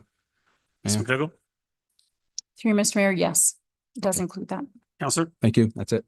Any other comments or questions? Councillor Gilliland, second time. Just trying to find my notes. In respect to budgets that were previously approved, I know we don't have any numbers that are publicized at this time. I have my feelings about that, but they all say active project, no change. But I have no idea at what stage there are. And so, perhaps there's, time where we could say, maybe we don't need to move forward with this right now. We're all looking to try and find ways to not spend as much this year. Obviously, this is a hot topic, and this is something that I think a lot of people resonate with. So one particular item in general, we still have the Aurora letters from Town Square, and I recall that was added separately last year and was never done. And it's still on here as active project, no change, but I don't see any letters or any activity. We're getting letters, but yet we still have this in the budget. It says no change, but I just have no idea what that means. And going forward, maybe that's something that we need to look at. Through you, Mr. Mayor, and Ms. McDougall. Ms. McDougall, I do believe it's out. It's being tendered right now, but The summary of the specifications are being done, and then it should be issued for tender shortly. Councillor? Okay, so it's just being issued for tender at this point. Letters. Okay. I also wanted to know what the stage of the external mural on the SARC building. I know that was going to be some art there, but I'm just trying to find some low-hanging fruit in the sense that this is really something we need and where we are in that process, since I don't have any notes about where we are with that. Ms. McDougall? Through you, Mr. Mayor, with the recent approval of the public art policy, that project was put on hold, recognizing that policy was imminent. So now that the policy is complete, that project will be reconsidered to be active in 26. We put it on hold while we were completing that public art policy review for council. Well, now that we have that, it'll provide some guidance in that initiative. Counselor. Thank you. Okay, so I guess it's a different segue. I didn't know I was going to go through. You do have an item here about public art with a new capital project, suggesting it's like the first of its kind with this policy and so forth. Is that something that would fall into that bucket, that considering the budget that I know that's being presented is a lot higher than the budget for the external mural, but that could be considered the first project? Through you, Mr. Mayor, as noted in last year's presentation for the murals, it was to be funded by the public art strategy, or the public art fund, the reserve. So that is already approved with that funding source. The request for what's in front of you is for the new proposed project that was in Mr. Rose's report last month regarding the plan for 2026. Council. Thank you. So essentially, just going to go back to the Stark mural thing. If we had decided, let's pause or defer or whatnot, technically nothing has happened with the Stark mural thing at this point because it was paused, or has it moved forward? Through you, Mr. Mayor, it was on pause because we realizing that the public art policy was coming imminently, and we might as well wait for the policy to be approved. So we didn't action anything on that project, knowing that the public art policy was within a few months going to be before council. It would just made more sense to wait. Councilor. Okay. And then just an overall arching question then, is there anything on this list that was previously approved? And let's face it, we can't predict our situation from one year to the next in these times. Is there anything on this list here that has had minimal action to the point to where if we wanted to pause or defer anything further, that is something we could do? I don't have any track record of where any of these projects lie. And again, so perhaps there are some low hanging fruit where we can recognize and say, you know what, this was great. And I know we had some approvals, but we're trying to find some low hanging fruit here. This is something that we can defer to ease some of the burden. Is there anything on this list for the previously approved that we feel that maybe it's in a time loop where we haven't been able to move anything forward on it that we could pause or at least look at considering later? McDougall. Through Mr. Mayor, in the asset management budget, no. I mean, a lot of it is driven by the asset management plan. I wouldn't look at deferring those. Those have been determined based on quite a bit of information backing that decision. Looking at growth and new in our department. Again, those are the two you've mentioned are the only two that are on there, and both have legs now. Both of them are planning to be moved forward in 26. So I don't see anything that I could recommend to council to defer at this time. Councilor. Okay, is there any way that we could get some sort of, I don't recall what the answer was, Councillor Thompson, about the track, like the where we are in transition with each of these projects? We understand the stage. Ms. Wainwright Van Kessel, perhaps? Through Mr. Mayor. Van Kessel. Through Mr. Mayor, the interim reporting that we do includes capital, and it does address capital projects as to the status, includes the spending to date and where those projects are in their stage. So that does provide some information. And there was one that just came to the council meeting about a week ago. That would be the best place for council to look. Councilor. Sorry, a week ago on council was providing an update with the breakdown of what was outstanding and what stage it's at. Is that what you said? Ms. Wainwright Van Kessel. Through you, Mr. Mayor, yes. So the interim reporting that we do includes a capital component, and it includes the progress and spending for the in-year for each of the capital projects. And it includes the forecast. Also, in developing the budget, there was a number of capital projects that did get deferred, did get pushed down, including in a number of asset management projects to ensure that the capital plan would also be affordable as well. Councilor. Thank you. I guess my only comment to that. It just would be nice to kind of see it all in one place, and it's kind of hard to kind of mahjong everything together to try and make sense. We are presented this rather large budget with a short period of time to go through everything and to, take reports from various different council meetings and try and have it all make sense into one document.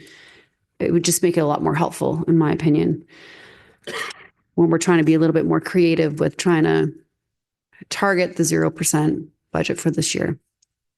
I do have other questions on some of the other things, but I just want to confirm, Mr. Mayor, we are going to be able to refer to these same tabs at another budget meeting.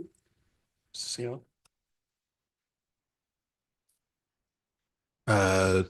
Through you, Mr. Mayor, we're at the will of council, whatever you raise, whenever you raise it. So Thank you. So essentially, if next budget meeting, we wanted to talk about this again at that point in time, binder 6, tab, whatever, council can bring up those concerns or questions related to it. I just know in the past, sometimes we have been told that we cannot, and for reasons of process, we don't quite understand. I just want to make sure that we're not losing out on opportunity, but I know Councillor Gallo had asked as well. So in the next budget meeting, I just want to know that we can come back and ask questions on things we've already discussed today.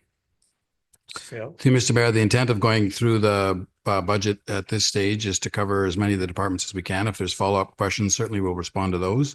If there's new issues that council wishes to bring forward, that could be done if there's time at the end of any of the next scheduled budget meetings. Okay. Councillor. Okay. Any other comments or questions? I'll vote. All those in favor? Opposed? That carries. Next, we have corporate services, binder tab 9. Mr. Serio. Welcome.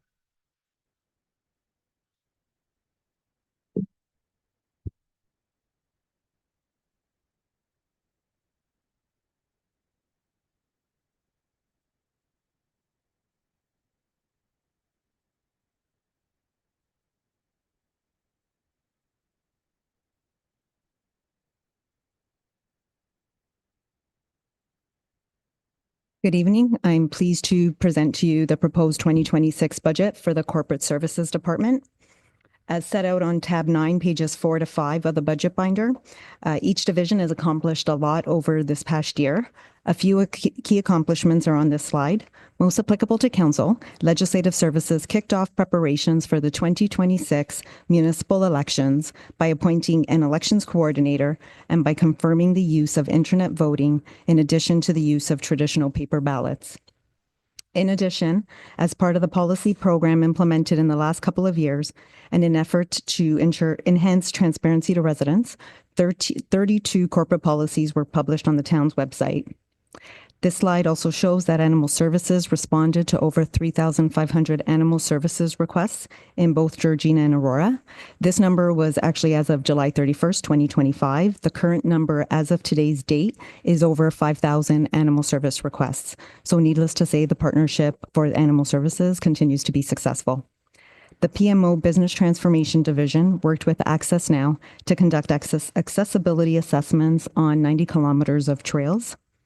Legal Services implemented a facility user insurance program, making it easier and less costly for residents to provide the town with the requisite insurance when booking facilities. In addition, although it's not on the screen, last week Council approved the risk management policy, which will promote proactive risk management and foster an environment of accountability and resilience throughout the organization. Lastly, the Human Resources Division has hosted a series of speakers to educate staff on diverse topics, including Black History Month, Red Dress Day, and Canadian Jewish Heritage Month. In addition, a new employee recognition program was launched where employees can recognize fellow employees for all the great work that is done through the organization. In 2026, of course, the main objective will be the municipal elections. In addition, next year there will be a focus on corporate security, emergency management, health, safety, and wellness initiatives, as well as implementing the risk management policy, all in an effort to protect our residents, our employees, and our assets. The department's changes to the base of the budget are shown on this slide.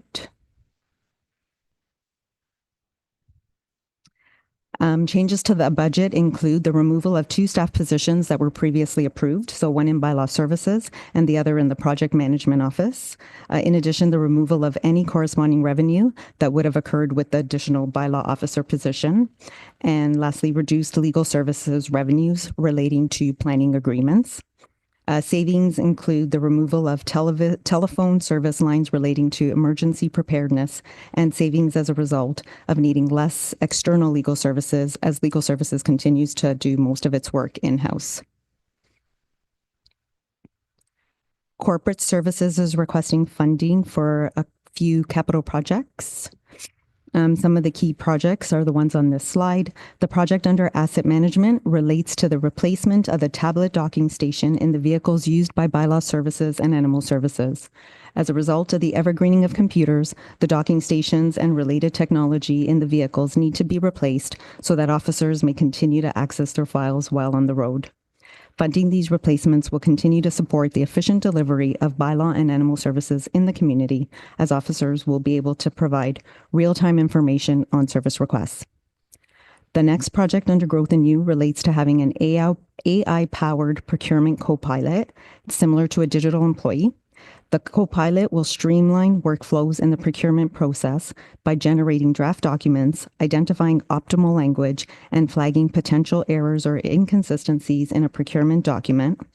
It will automate repetitive tasks, thereby significantly reducing the drafting time of procurement documents, accelerating procurement cycles, and enabling faster acquisition of goods and services while supporting staff during high demand periods. Another key project includes engaging a qualified consultant to support the development of the town's next multi-year accessibility plan for the period 2027 to 2030 to align with the next term of council. As you all know, the MyApp is a legislated requirement under the Accessibility for Ontarians with Disabilities Act and outlines the town's strategy to prevent and remove barriers for people with disabilities. A consultant will have specialized knowledge in accessibility, universal design, and public engagement, and will help to identify and proactively remove barriers across municipal programs, services, communications, facilities, and public spaces. It would strengthen cross-departmental awareness and accountability and long-term strategic alignment, and maintain and elevate service levels for all residents, including seniors, families, and people with disabilities. That is the end of my presentation, and I'd be pleased to answer any questions. Thank you, Mr. Serio. Council, can I get a motion to receive for information? Councilor Weiss, Councilor Gardner, any comments or questions? Councilor Gilliland, go ahead. Thank you. I guess a quick comment. Thank you for putting a pause on your hiring your staff. I know this is something last year that I had brought up with the multi-year budget and the staffing, and it's nice to see that we're showing some restraint and putting a pause on some of these positions. So that's just my comment for you in that department. So I do know that your department in general is probably an area where we probably would need a little bit of an increase just with the growing population. I do have a question through Mr. Mayor and Mr. Serio. It does say here to remove in 2026 increase to election reserves contribution. And I'm just curious as to like what that means. I know that in general, we have such challenge to have engagement within the population to run for public office. And it's been a topic that has been discussed at several different municipal and federal conferences about trying to engage public people to run. And I'm just curious as to what is it that we're taking away from that engagement? Mr. Clerk, you want to, or Ms. Mayor, I guess I'll go ahead. Through you, Mr. Mayor. So that doesn't reflect the actual spending that's planned for the election. What that reflects is the contribution to the reserve. So what happens is because we have an election only once every 4 years, rather than hitting the tax levy only in that 1 year when the election occurs, we put money aside each year. So it keeps it balanced across each year's tax levy. So it's not fluctuating up and down. And then in the year that the election occurs, we draw from the reserve. So based on the amount of money that's in the reserve, we should have more than sufficient funds to cover the election in 2026. Council. Thank you. So is it typical to not contribute to the reserve in an election year, or are we just doing that this time as a special reduction because of our circumstances? Ms. Wainwright Van Kessel. Through you, Mr. Mayor. So there still is a contribution to the reserve. It's just that 2026 had originally included an increase to that contribution. So what's going away is the increase to the contribution. So we're still putting some money into the reserve. Council. Thank you. All right. So is it typical that we increase the contribution on an annual basis and this year we're deciding not to? Ms. Wainwright Van Kessel. Through you, Mr. Mayor, it depends on the cost estimates that we have for how much the election is going to cost us in 2026. We're a little bit closer to that now, so the clerk has a better understanding of how much he expects to spend in that year. Mr. Clerk? Councillor. Mr. Clerk. Through you, Mr. Mayor, I'm quite comfortable that the election budget's in a very healthy place, and so I think we could lessen the contribution and lessen the tax levy by lowering the contribution from reserve. That helps a little bit more. Council. Thank you. I appreciate that. And so moving forward, is that something that's a typical best practice to have this type of an evaluation on what's in that reserve and then perhaps not do any contributions? Or is this something that we decided we're going to look at this year just because of our situation? Mr. Clerk.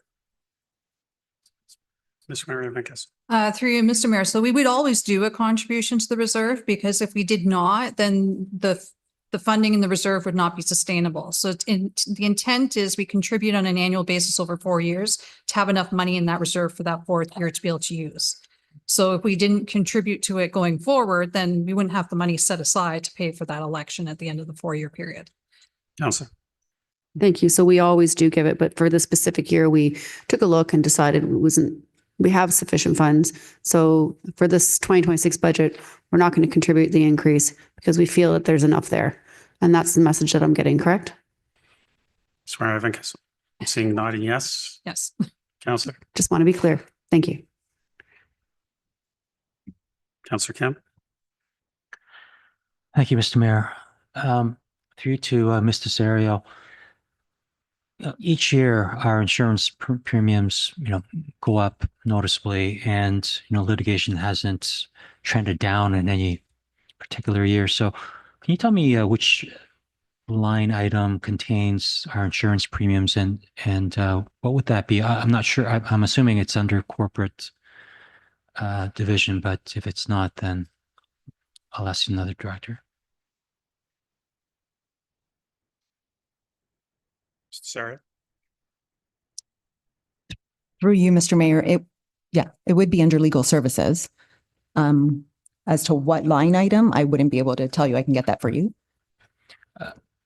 And that's fine. It's no rush. But through you, Mr. Mayor, then what is?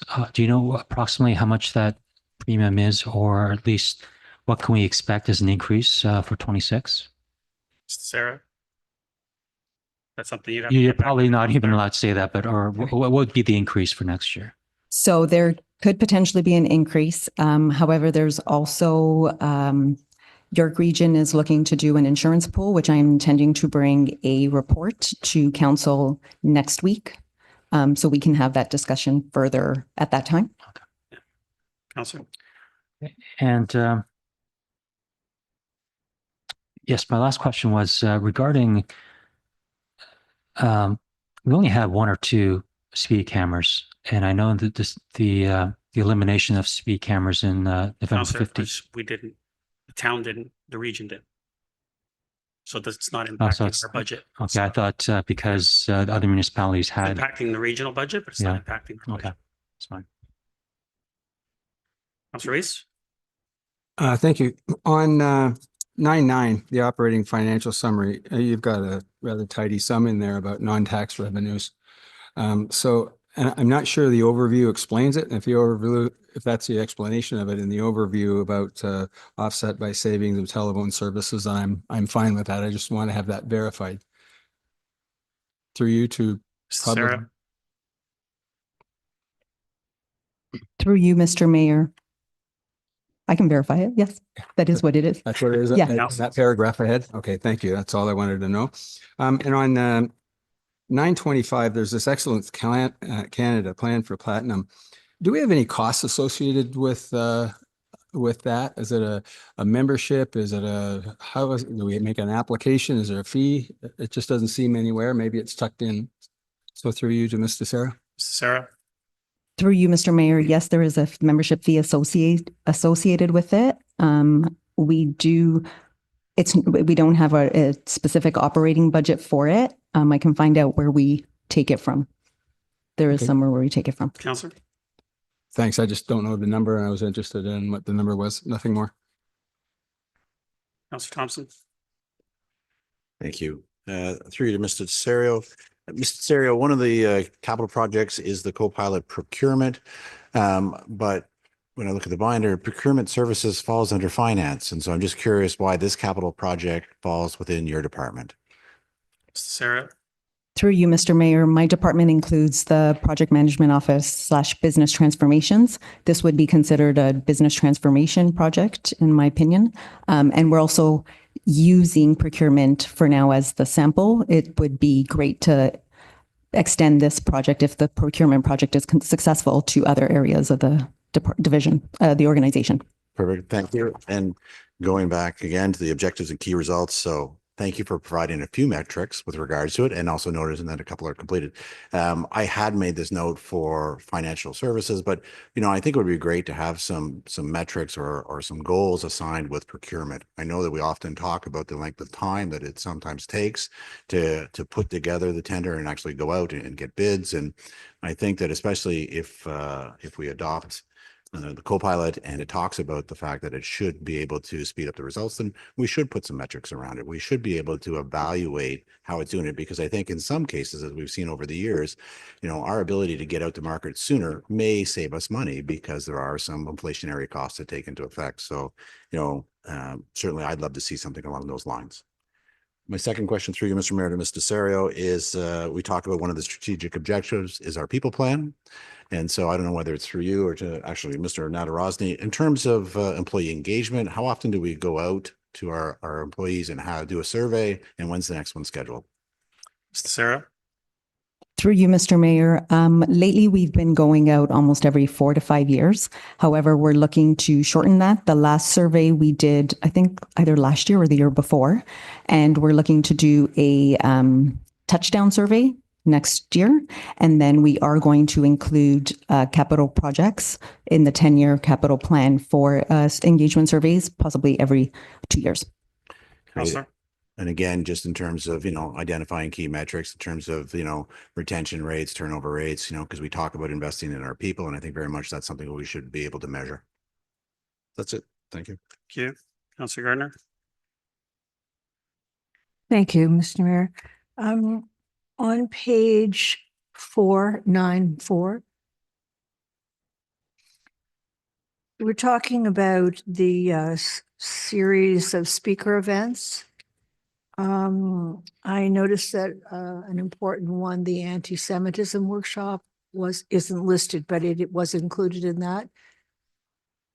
Through you, Mr. Mayor. Mr. Sarah? All right, sorry, through you, Mr. Mayor. Are you suggesting it wasn't included in this? I'm asking if this is the appropriate bullet where that workshop would be included. Yes.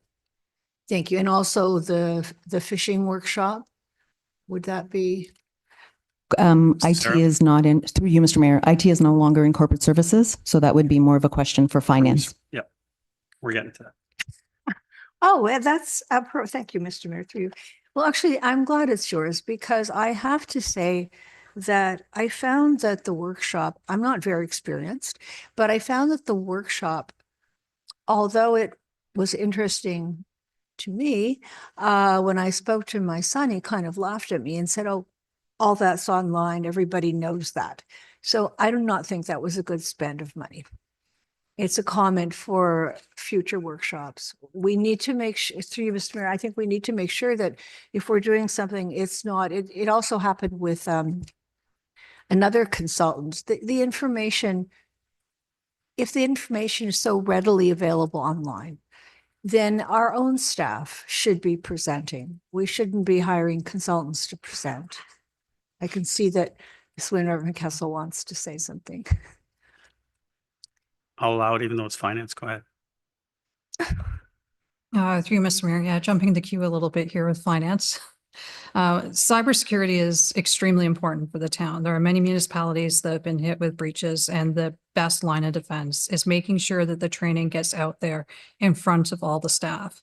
So it's important that the person who's delivering the training is confident in the information that is being presented, which is why we've had experts come in and do that training on behalf of the town. And we find that it is very valuable ensuring that we can protect our systems and our data. Counselor? Mr. Mayor, follow up. I absolutely agree with you. But we have some pretty terrific staff, I think, in IT, and that kind of workshop could easily have been presented by our staff. So I'm just talking about consultants versus in-house expertise. You don't have to say anything. It's just a comment I had to make. Thank you. Could I guess through Mr. Mayor to Patricia or to Mr. Serio. On page 5, it says we're talking about the freedom of information. Karis, it went up 75%. Is there, through you, Mr. Mayor, is there an explanation? Mr. Clerk? Through you, Mr. Mayor, not really. This happens from time to time. We see a spike. If it continues to happen over the years, then we might look for some more causation to that. But I couldn't really tell council one way or the other that something's driving it. They're all different requests, not about one subject matter or anything like that. Thank Counselor? you. 75% is a little shocking, but I see on page 7 that we responded within 98% of the time. We responded within the framework that's required. So thank you. There's something very interesting on page 5 that I need to come back to, but I'd also like to know on page 8, and then that refers to 10. We have figures for the number of parking tickets that were issued, non-parking penalty notices, but we don't have a financial amount on how much that brought into the corporation. And I'm wondering where staff is suggesting we do not hire that extra bylaw person. I'm just wondering how much money a person would bring in, and we're saving bylaw. Don't remember how much we're saving. We're not, I mean, in my opinion, I think it's about $35,000. So I would like to know, I'm sorry I didn't ask in advance, but this was my question, the very first budget I did. By not hiring bylaw, how much are we actually saving? Because each officer would bring in a financial contribution to the town. And as councillors know, one of the main reasons people call us or text us is our bylaw complaints. I see Miss. Swear Evan Kessel. Through you, Mr. Mayor, so as shown on page 911, where the removal of the position is included, that Yeah. shows the net impact for a half year of the bylaw position. Oh. So that would be net of any of the revenues that bylaw position would also bring in. So it's a savings of 31,900, but for half a year, a bylaw position officer would actually cost more when you factor in both salaries and benefits. Counselor? Thank you. I didn't understand that that was net for half a year. Thank you. Well, then that makes sense. I think that's all going back to page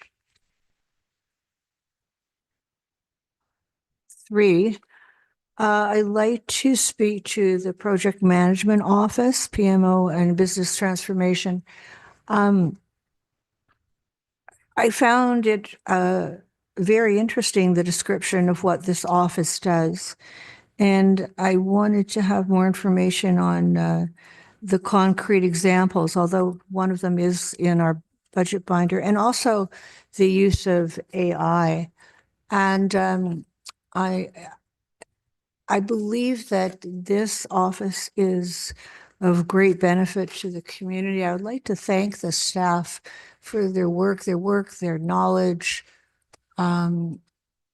everything they do for us, because I think it benefits the corporation. But a couple of the just examples of what has been done. You may have noticed that we've got a new model for snow clearing. And as everybody knows, we get so many complaints about that.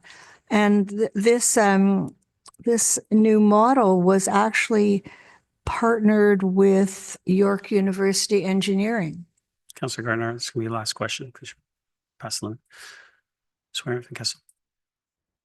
Did you finish the question? It's an awareness thing. And the second thing that because I wanted to know what AI and what this department is doing for us. And the other thing was it completely changed the procurement process. So it cut down staff time, staff work. So, and if the public is listening, I would suggest they read 9.3 because it's fascinating, and congratulations to us that we're doing this. Thank you. Thank you. Councillor Thompson, second time. Thank you. Missed the question. Through you to Mr. Serio. Mr. Serio, I noted that pet license revenue is down. It says that we're at 50,000 and it's down. It doesn't really indicate how much it's down. So, but I'm just, any insight into why pet license revenue was down, and what initiatives or actions we're taking going forward to try and raise it back up? Sarah. Through you, Mr. Mayor, the town of Aurora has actually been experiencing an overall 2% decline in annual pet tag sales. It followed the COVID-19 pandemic, and it reflects trends that are in all municipalities. Economic pressures, rising living costs have affected residents' ability to prioritize pet licensing and maintain annual revenues. There's also increased mental health challenges, financial instability, and housing concerns. And so what has been happening is that some people have just been abandoning their pets. What officers are doing about it, we are actually trying to take proactive measures to increase pet licensing and public awareness of why it's advantageous to license your pets. They attend local veterinary clinics, multi-residential buildings. They conduct targeted social media campaigns with communications to promote responsible pet ownership and the benefits of licensing. They also ensure, the bylaw officers also ensure that anytime if there's an investigation dealing with animal services in general, they ensure that the pets are licensed. Councillor. Thank you. Is that all? Yes. Councillor Gardner, second time. Yes, I have a correction to what I said. It does, our budget 9.8 does show the worth of non-parking penalty notices issued. This is to Mr. Muno. Mr. Muno, Mr. Muno, with these non-parking penalty notices, are some of them, do some of them have other financial penalties with them? Like when a developer is doing, as happened this summer, a developer was doing something that they weren't supposed to do. They signed an agreement not to do it. I assume they got a penalty notice, but can't we put more teeth behind something like that and have a charge when something is absolutely blatantly done contrary to what was agreed to? Mr. Sarah. Through you, Mr. Mayor, enforcement is done in accordance with our bylaws. So any teeth that we have is in our bylaws. We also have to ensure that there's evidence in the event that we want to move forward with charges or noncompliance.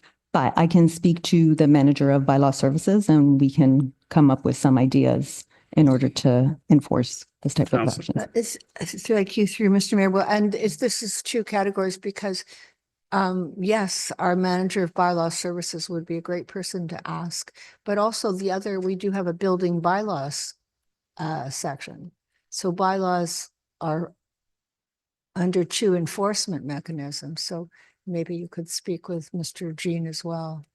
Thank you. Is that all? Yes, thank you. Thank you. Any other comments, questions? Seeing none, all those in favor? Opposed? That carries. I don't believe we'll get through the next one in 4 minutes or 3 minutes, so I'll call our health break.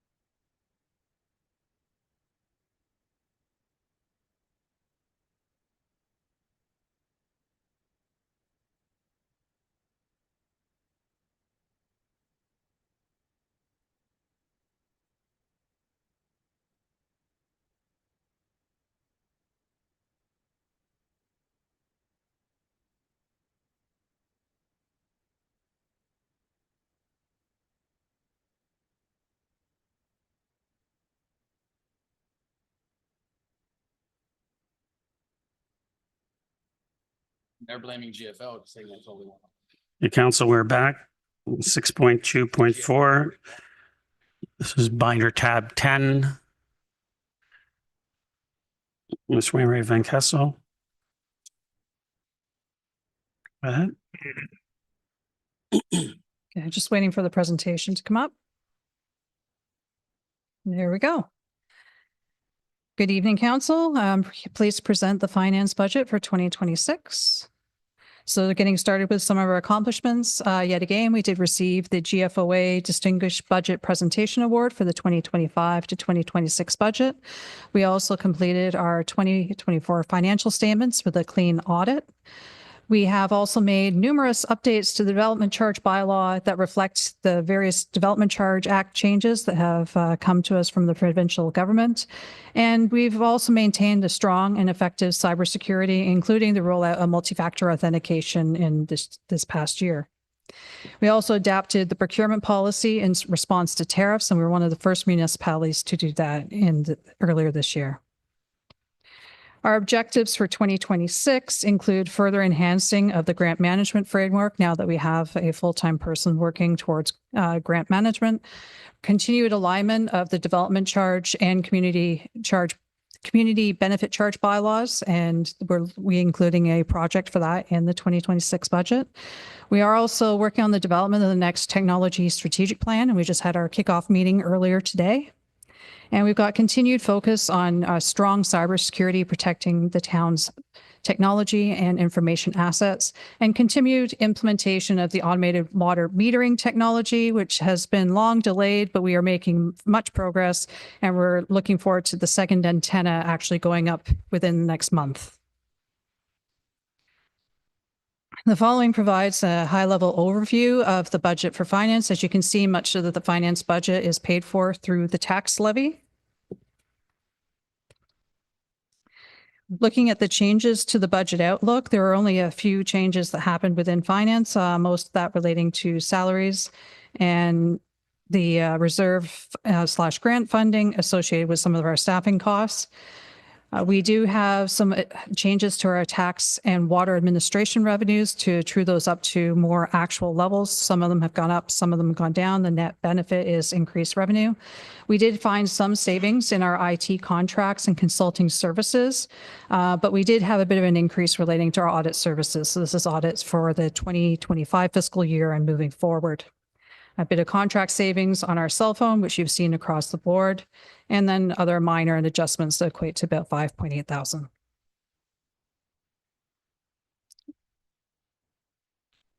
In our capital plan, we're looking to spend about $5.4 million next year. Most of that relates to asset management works and about equal between finance and IT. When we look at our key capital projects for next year, as mentioned, we are going to be doing an update to our development charge background study and community benefit charge study. We're bringing those together to be done at the same time because a lot of the work that happens for both of these is very common. So this should streamline the process as we move forward. And we'll also be looking to do a full cybersecurity assessment as well. Much of our asset management work is related to computer equipment. So there's a lot of work that happens on our evergreening projects, which includes our data center, our end user equipment, such as laptops, and our mobile devices. One of the projects that is an existing project, we are seeking an increase for our customer relationship management system replacement. So as you know, this was approved last year. We have completed the tender, so we are looking forward to getting this increase so we can go ahead and move forward with the project. The detailed capital sheet actually talks to all the improvements that the town should see with the implementation of this project. So with the additional funds, we'll be able to implement all those objectives and move forward on enhancing our customer service to our residents. Other projects include Ethernet switch redesigns, and then also looking at the technology in council chambers. As many of you are aware, we've had some challenges with our technology in council chambers. It is getting to be quite old. We've had to move some meetings online because the technology has not been working. We want to be able to take this opportunity to revamp the technology and get something much more functional, more stable, and something that IT services can actually manage in-house rather than having to go to external sources. And the last project we have is the unplanned emergency repairs. We only use that when absolutely necessary, and we haven't really used it much in the last few years. So when it's not used, funds stay in the IT asset management reserve. And thank you. I'm happy to take questions on the finance budget. Thank you. Council, may I have a motion to receive for information? Councillor Thompson, Councillor Weiss, any comments or questions? Councillor Weiss? Just mine, on the tax revenue, looking at the operational, operating financial summary. There's been a steady decline in the non-tax revenues since, 2023. And is the majority of this, and it's even more in 26, is the most of this through safe recovery grant funding? Is that what the big driver of the reduction through you to Ms. Wainwright Van Kessel? Ms. Wainwright Van Kessel. Through you, Mr. Mayor, yes. So in those earlier years where we do have actuals, we have some safe recovery grant funding. There are also other items in there relating to some of the tax administration fees. So in these, we've had to looking into the past, we've had higher ownership changes. So when an ownership change, there's fees that come in along with that. And when the market's being hot, those fees are more frequent. We get more of them in. Right now, they're a little bit lower down to what is a normal sustainable level. And those could change in the future. So we balance those out from year to year. Councillor. Okay, that's good. Thank you. That's all for now. I'll yield the floor. Councillor Gilliland. Thank you. I guess I was a little shocked on the CRM replacement. I know we don't have any figures visible to the public, but from what I understand, it's, I guess, almost 250% more that we're asking, which is very, very significant. So through Mr. Meredith with Wainwright McKessel, I'm just having a hard time understanding the missed estimation on this. Ms. Wainwright Van Kessel. Through you, Mr. Mayor. So the original budget was an estimate for just an upgrade replacement. It did not include the enhancements that the project has now. So that includes a number of service enhancements to be able to provide better services to residents and also provide portals and information to council as well. Council. Thank you. And at that time, when we were going to be making upgrades, did we not think we were going to try and make enhancements? I'm just confused by that statement. Ms. Wainwright Van Kessel. Through you, Mr. Mayor. So this project originally, a couple of years ago, started as pretty much a straight replacement. So going from the existing version of Dynamics, which is an on-premise system, moving it into cloud version to ensure that we have continued support for the system overall. Since then, it's moved to be more of a transformational project, and it's actually led by the project management office. The project manager of project management office is actually the project manager on this project. It's a lot of projects. But it's becoming more of a transformational opportunity to really improve the way we provide customer service, and then also be able to use it more broadly across the organization rather than just being a straight replacement of what we have today. Councillor. Thank you. So the new CRM replacement is already happening, and we're just enhancing that over and above. So it's not like we can abandon and start something new and looking at other kind of technology. This is technology we're already currently investing in with some of the replacement, and we need to do more. Ms. Wainwright Van Kessel. Through you, Mr. Mayor. So at this stage right now, the procurement has not yet been awarded. We have done the evaluation. We are ready to award, but we need the budget to do so. If the increase to the project is not done, we still need to move forward with a straight replacement. The system that we have right now is going end of life and end of support. What that means is security patches will not be provided, and then it creates a cybersecurity risk for the town, which means the system has to be replaced, regardless of how far ahead we go. The opportunity here is not to just do something that is a straight replacement, but actually more transformational for the way we deliver customer service. Councillor.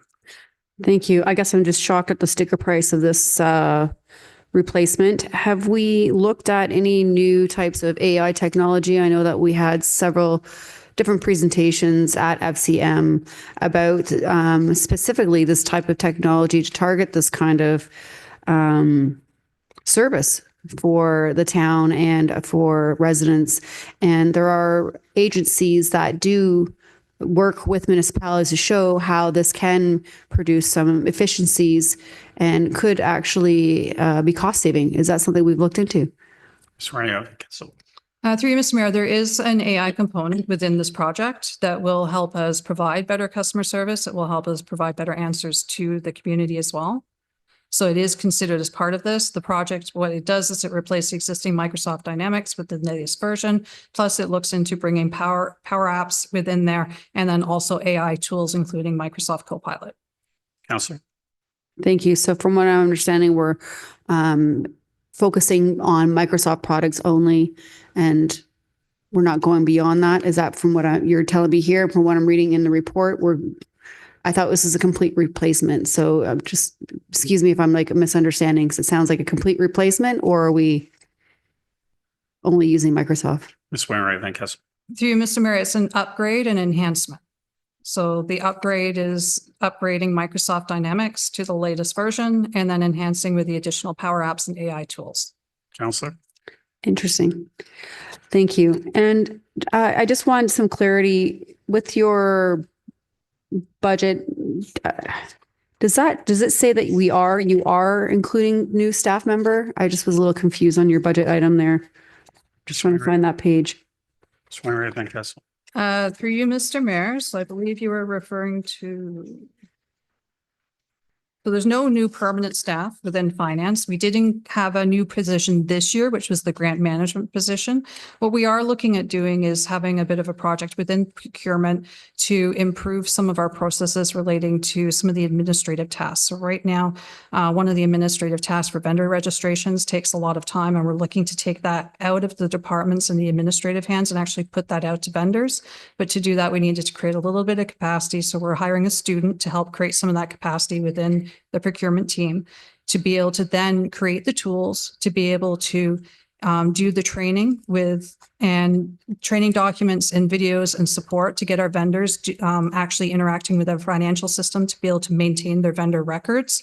And then that takes all that work away from the administrative assistants within the department. So overall, it should create administrative efficiencies across all the departments within the organization. Councillor. Thank you. So is that the part-time staff that you've included here? And is that a temporary position then? Ms. Wainwright, thank you. Through you, Mr. Mayor, yes, it's a temporary position. It's a temporary student to help us create capacity within the team. Councillor. Thank you. And just for clarity, I know it says 45,000, but is that for the entire year then, or is we talking just 6 months, or is this? Just for clarity, because this is temporary, so I just want to understand the terms of the budget. Ms. Wainwright, thank you. Through you, Mr. Mayor, so the 47,000 is related to 1 year for a student, but will only continue on until we can get the project completed. So it depends on how long it takes. It could be 4, 8, or 12 months. Councillor. Okay, perfect. Thank you.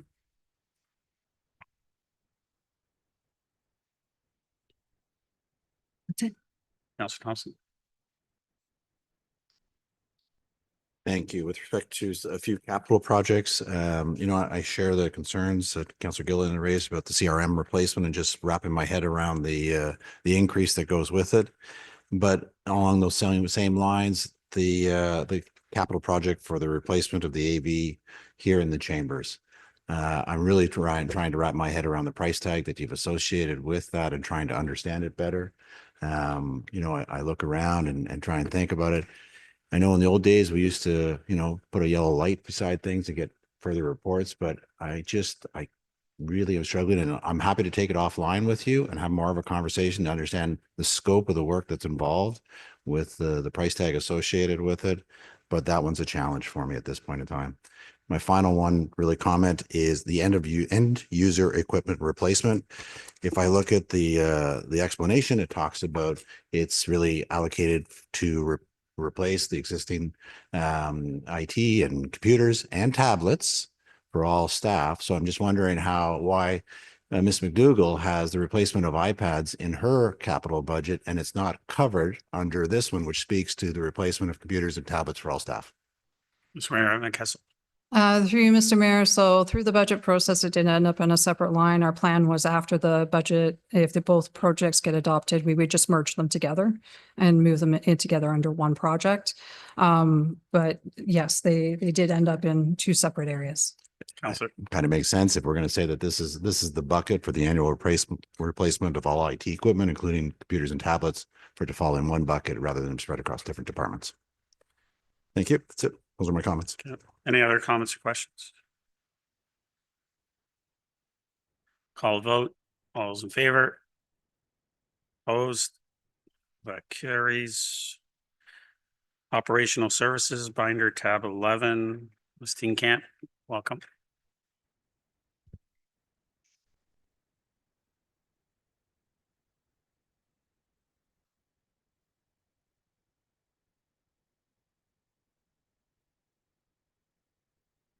Good evening, Mayor and Council.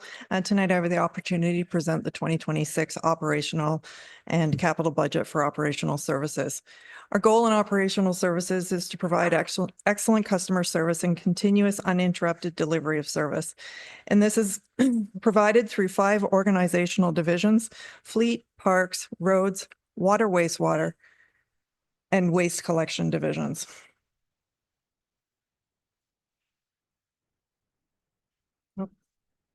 Steenkamp, Ms. Steenkamp, if I can just give me a second, I'm going to just pass the chair quickly to Councillor Thompson and just going to pass you the chair. Thank you.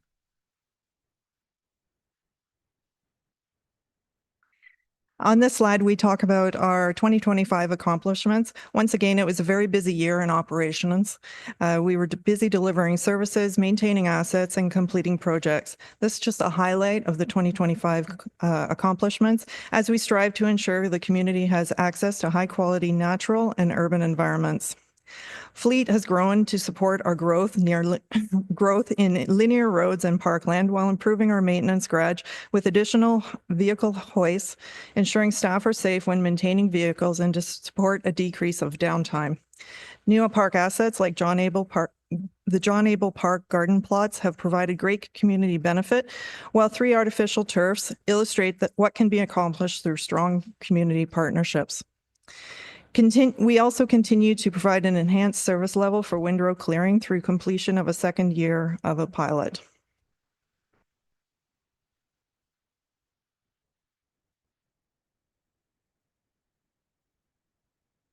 Key 2026 objectives include continued modernization and updating of operational assets in the asset management plan through objectives and requirements, service discussions related to the future waste contract and the transition of recycling through the provincial authority, which is transitioning at the end of this year, the continuation of the seniors windrow removal program, implementation of recommendations by improving policies, bylaws, and best practices to increase canopy to over 40% by 2034, as recommended and approved by Council.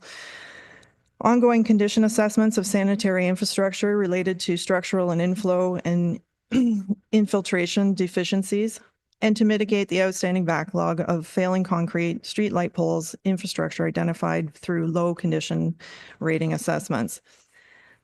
All the works that Operation delivers supports many of our plans and policies in the town, including the strategic plan, Parks and Recreation Master Plan, Community Energy Plan, Asset Management Plan, just to name a few.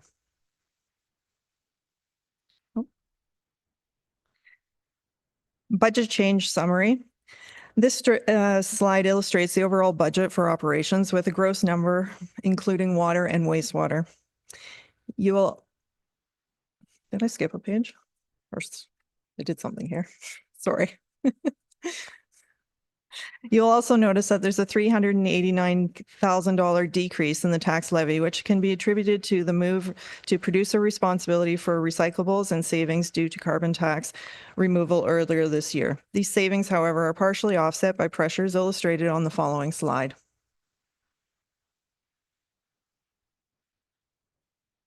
I'm not pressing anything.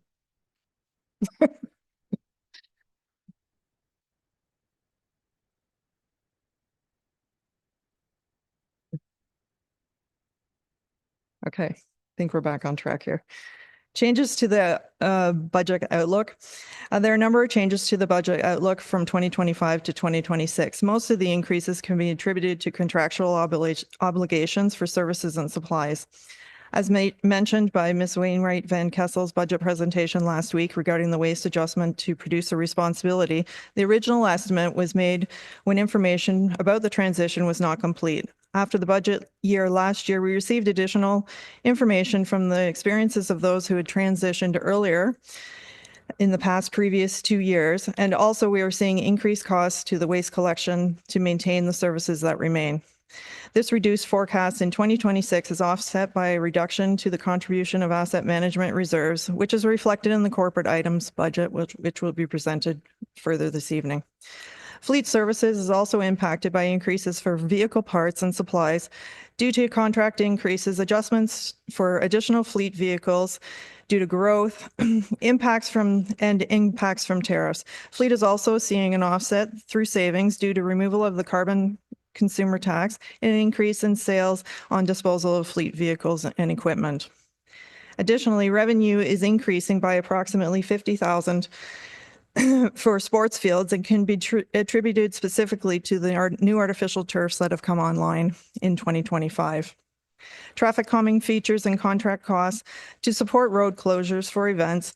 These additional amenities will promote public safety and staff safety when performing events.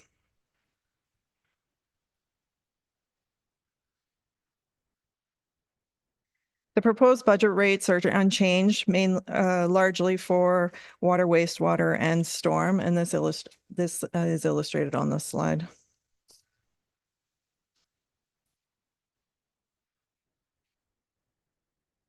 Capital budget. In 2026, the capital projects for asset management and growth within operations equate to approximately $5 million in funding for 27 projects across the 5 divisions.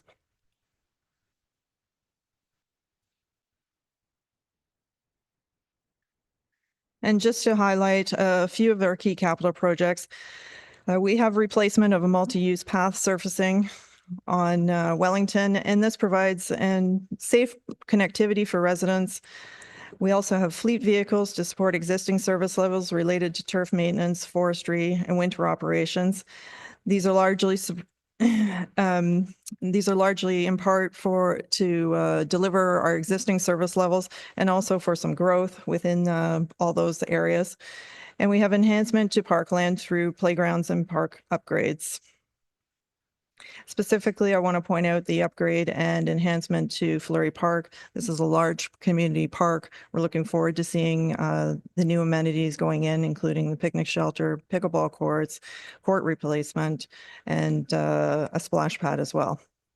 Also, there's some new equipment within fleet, specifically a 2-ton dump with box and water tank attachments. That is to promote forestry health. We plant a lot of trees here in the town of Aurora, and keeping them watered in those first years is essential. Right now, we're stretched with the amount of tanks that we have in the fleet. Between horticulture and forestry, we're not able to get around to maintain those valuable assets. And there's also an attachment for windrow clearing. That attachment is something that staff is recommending. Last year, we struggled with how to clear the snow, how to pile it efficiently at the ends of driveways. And while the project is still in its pilot phase, we feel that this attachment will be an asset, help us deliver the program more efficiently for seniors and those with disabilities. And also it's cross-functional. We can be using it within parks and in roads in certain circumstances, specifically cul-de-sacs potentially, and in our parking lots. And program does not proceed in the future. We can also sell the piece of equipment. We receive really good value back on the assets that we have that we do sell in the future. And that's the end. Happy to take.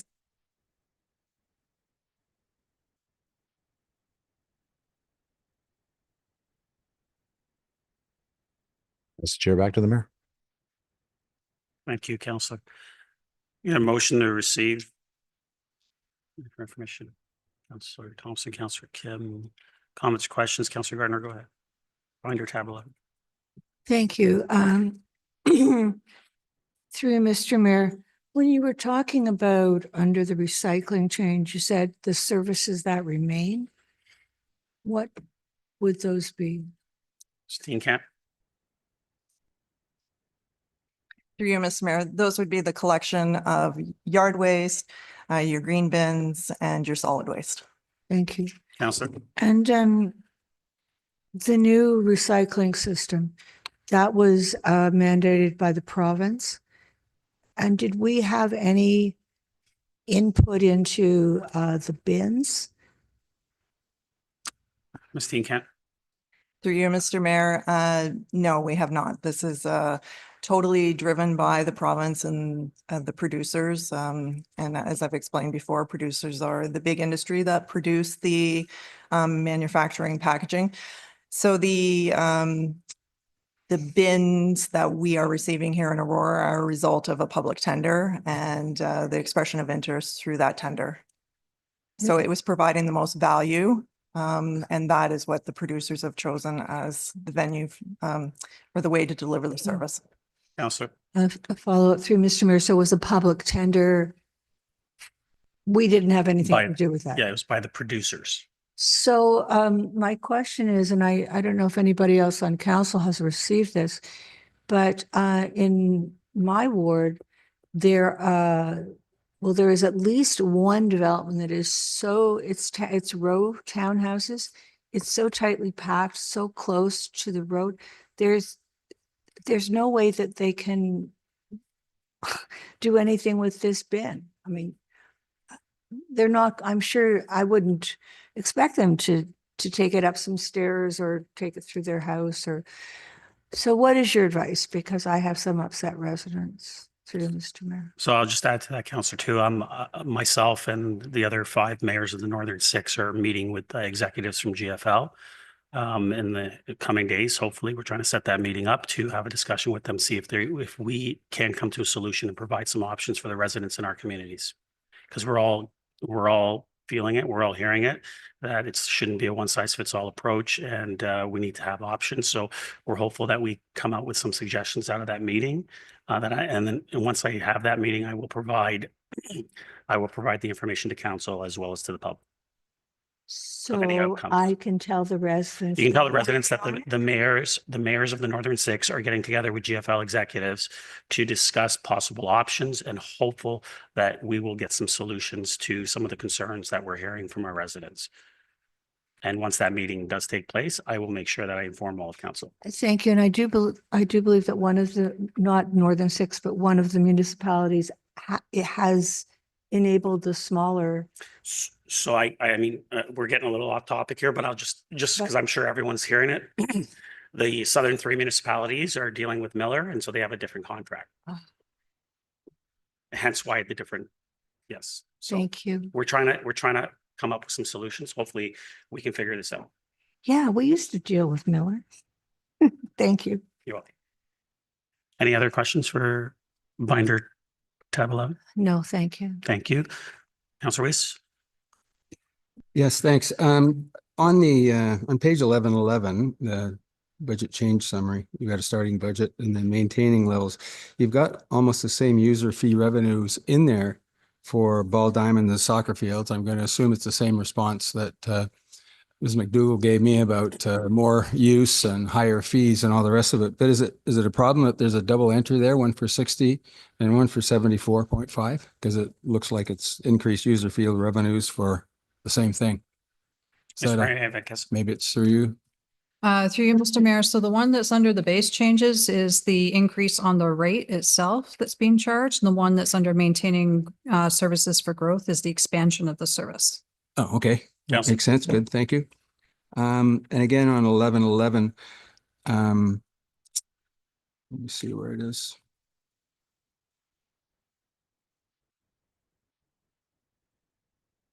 There's an electrical upgrade. And I guess my question about the electrical upgrade, is that for Town Park? Because it says for a park, through you, Mayor. Ms. Steenkamp?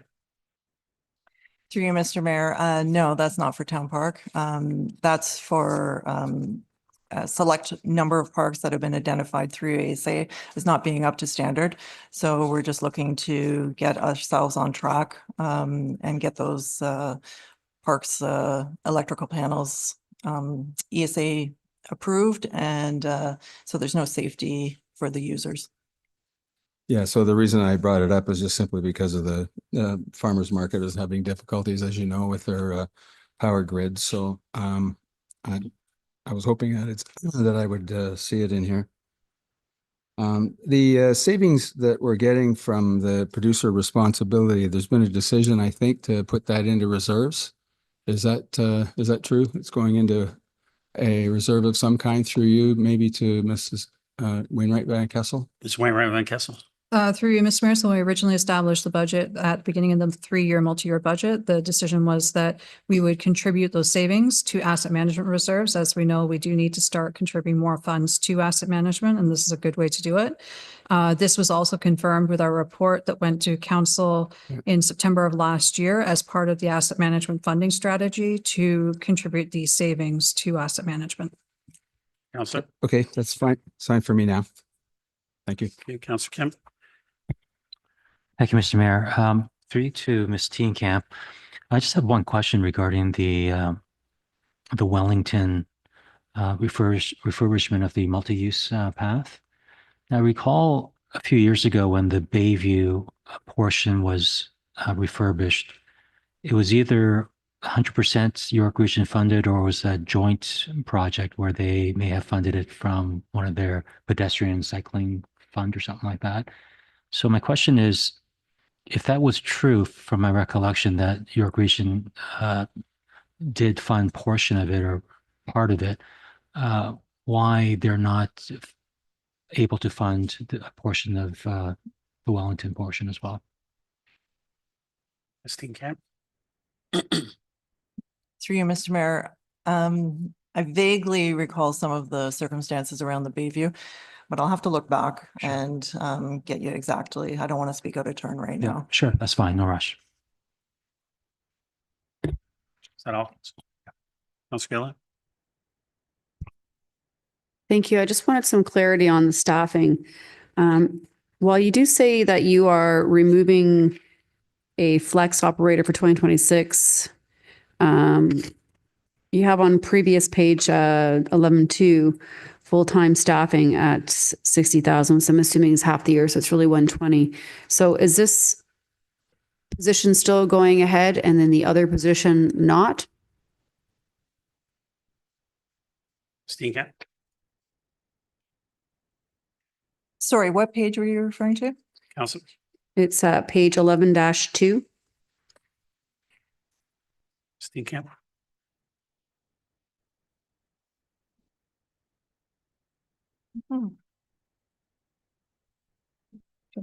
Through you, Mr. Mayor. So it's removed. So at the base or the bottom in the outlook, you'll see that it's 60 for the opening staff, and it should have been 61 if that position was in for 2026. So Thank the you. flex operator has been removed for 2026. Okay, it's just showing two different numbers. This one says 60 and the other one says 46.4. So I was assuming that this is two different positions. No, through you, Mr. Mayor. This is actually the number of FTEs. So it's the number of staff. It's not a dollar amount. Oh, I'm so sorry. That makes sense now that I'm looking at the translation here. Got you. Okay. It's just rather confusing. Okay, I think that was my only question, other than the fact I think it was brought up about the use of the tax stabilization fund for the electrical. And the savings from the carbon tax removal, I know that's one time, and I know we've been talking about that on other departments as well. But this is just assume that that's this year, so long as the carbon tax is not active in subsequent years, that particular number we're probably not going to see again. Is that correct? Through you, Mr. Mayor, that's correct. Councillor. Thank you. completion, the transferred reserves from corporate items, 183,000. So that's just going into the reserves for asset management. Is that what we've decided for the LED conversion debt? Because it's transferred from corporate items. Mr. Mayor to Steenkamp. Ms. Wainwright Vestkessel. Ms. Wainwright Vestkessel. Through you, Mr. Mayor, yes. So that's again part of the strategy that was in the report from last year in September to help fund the asset management reserves. And it's also part of our fiscal strategy as well for any of the debt which is tax funded upon completion. Those funds that go to pay towards paying the principal and the interest on the debt get transitioned over to asset management reserve contributions. Councillor. Perfect. Thank you. Councillor Thompson. Thank you. Just to follow up on two things. One, in our 2025 accomplishments, through you to Mrs. Steenkamp, I'm sure the staff have done an excellent job when it comes to advocacy efforts and relaying concerns about the blue box transition. But you use the words about, to ensure a successful transition. I think that remains to be seen. I would be very cautious about that. I know myself and residents and probably everybody around this table have concerns about that successful transition. And I think that we'll have to wait and see if it truly is. But I don't doubt that staff are doing their best to ensure that all of the concerns are being vocalized. Secondly, through you to Mrs. Wainwright Van Kessel, it was just briefly mentioned, but just to expand on the LED conversion. So some of us around this table were here in 2015 when we approved the LED conversion and took it on the 10-year debt.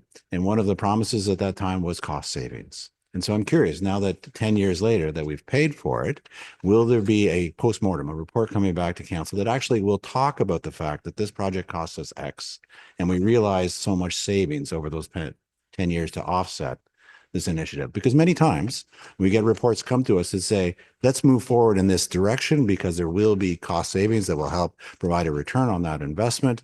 But we don't always see a postmortem report that actually provides some calculation in terms of what did we actually get out of it. Now, I know it wasn't just about cost savings. I have the reports, all that stuff. I know all the other reasons around it, but I think that it would be a good idea to actually get a postmortem on, did we receive what we were promised? Ms. Wainwright Van Kessel. Through Mr. Mayor, we can look into that and pull something together. I suspect we'd be looking at potential utility savings, particularly on the lower usage of the wattage of this. So it'll take a little bit of time. We'll have to look at some historical rates that we would have paid, but we can bring something back to council in the future. Happy to send you the reports from 2015. I'm sure many of us have them here. But again, and just not to this, when we talk about water replacement, water meter replacements, we have a lot of big contracts we do over a very long time.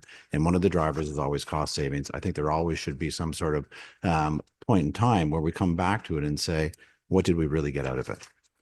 Thank you. Councillor Gallo. Thank you. I think I hear at least once a year, Councillor Thompson talk about the LED, and can we just get him the answer, get all of us the answer and fulfill that, how did we do a question that we often get, rightfully so. Through you, Mr. Mayor, just on the capital budget authority, we have 36 million in previously approved capital budget, and that's not including any fleet, parks or public works. And we're adding another 5 million to 41 million. Just through you, how confident are we that we can complete the projects that are costing us 35 million, and additionally adding another 5 million worth of projects? Steenkamp. Through you, Mr. Mayor. That 35 million, there's a lot of projects specifically within fleet that are actually procurements have been completed, POs have been issued. We're just in a waiting holding pattern. There's a long lead time on some of those. So while we wait, that money just sits. And it could be upwards a year or two for some of that acquisition of those pieces of equipment. Some of the other projects that are driving this are delays in payments for some of the park construction. The parks have been completed, just invoicing hasn't come in. So there's some large dollar amounts there. That being said, this year we have completed 75% to date of all the projects that were in 2025. It's just the money hasn't transferred at this point. Counselor. Thank you. In terms of fleet and either replacement or new vehicles, not that long ago, we spent some time on a asset management type survey and project. I don't see necessarily any references to that document, but I'm curious to understand through Mr. Mayor if we're obviously following it, and if every new vehicle or every replacement vehicle is following the schedule that we established a few years ago. Yeah, Ms. Steenkamp. Through you, Mr. Mayor, it's the fleet strategy that you're referring to, and actually the green fleet strategy as well. We follow those actually very closely. Every year we look at the condition assessment of the vehicles that are forecast in. Some of them are moved forward, some of them are clawed back. And that is one of the main drivers of that strategy, is to look at it, get a fulsome view of it. So we're spending the money where we need to. There's other areas of the strategy that we use, the amount of downtime, the amount of costs related to maintenance and repair, and the full life cycle of the vehicle. So when are we trading it at the optimum time in its life cycle? So we do follow it very closely, and those numbers that are on paper are actually used alongside of the condition assessment that our mechanics are seeing in the field. Counselor.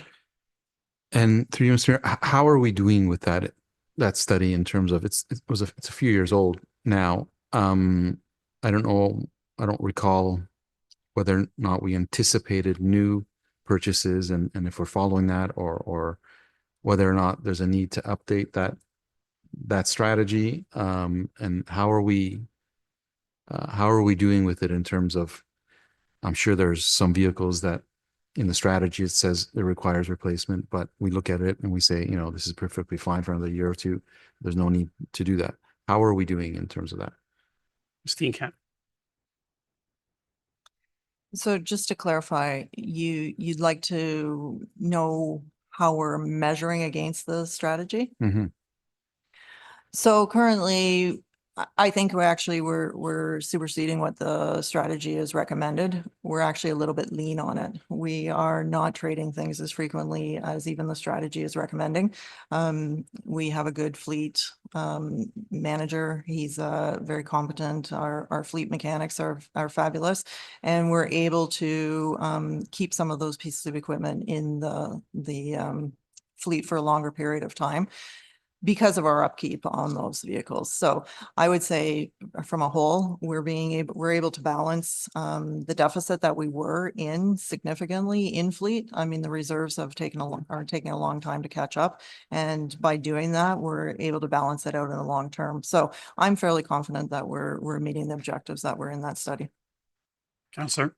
Thank you. And when we sell older vehicles, does that go into a reserve? Through you, Mr. Mayor? Ms. Steenkamp. Through you, Mr. Mayor. Yes, it does. It goes back into the fleet. And is it indicated in here somewhere? Steenkamp. Through you, Mr. Mayor. Yes, it is. There is a forecast of what the increase in sales. The specific line isn't, but the increase in sales on page 1112, we're proposing an increase of disposal of 23,000. But that's over and above the, I don't have the exact number in front of me right now, but the base budget line. But I can get that for you. Could we get that as well, Yeah. Mr. Mayor? Just a balance in that reserve as well? Thank you. Counselor Weiss, second. Yes, thanks. So just for those in the public who are restless in anticipation to hear some good news, I'm really happy to see the rehab of Cousins, Wells, and Dunning over there. The traffic calming budget is up a bit, and that's great. The pedestrian walkway up in the north west is very important to those folks, so they're going to be happy to see that in the grade separation feasibility study. We're moving forward to making all those level crossings. safe. But my question has to do with the 10-year road rehab plan. There've been some questions about the refurbishment of some of the roads. Just simply and my explanation is that we have standards, they're measured, they're evaluated, they're decided when they're due for an upgrade. And I wonder when these standards were adopted, how long ago, and if maybe they're due for another look, because some of the roads that I've seen and curbs and sidewalks seem fine, and they seem fine to residents, and so they always ask that question. So if you wouldn't mind commenting on that through you, Mayor. Steenkamp? Through you, Mr. Mayor, Councillor Weiss, I think you're confusing operations with engineering. Councillor? Okay. Is that answer going to come somewhere at some time soon? Ms. Steenkamp? The manager of engineering will be able to provide that during the presentation for planning and development. Okay. Councillor? I'll wait for that. Any other comments or questions? Call the vote. All those in favor?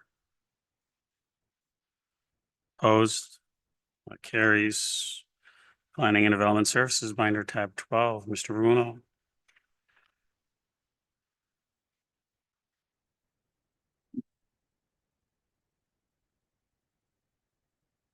Thank you, Mr. Mayor and Council. I'm happy to present the Planning Development Services budget for 2026.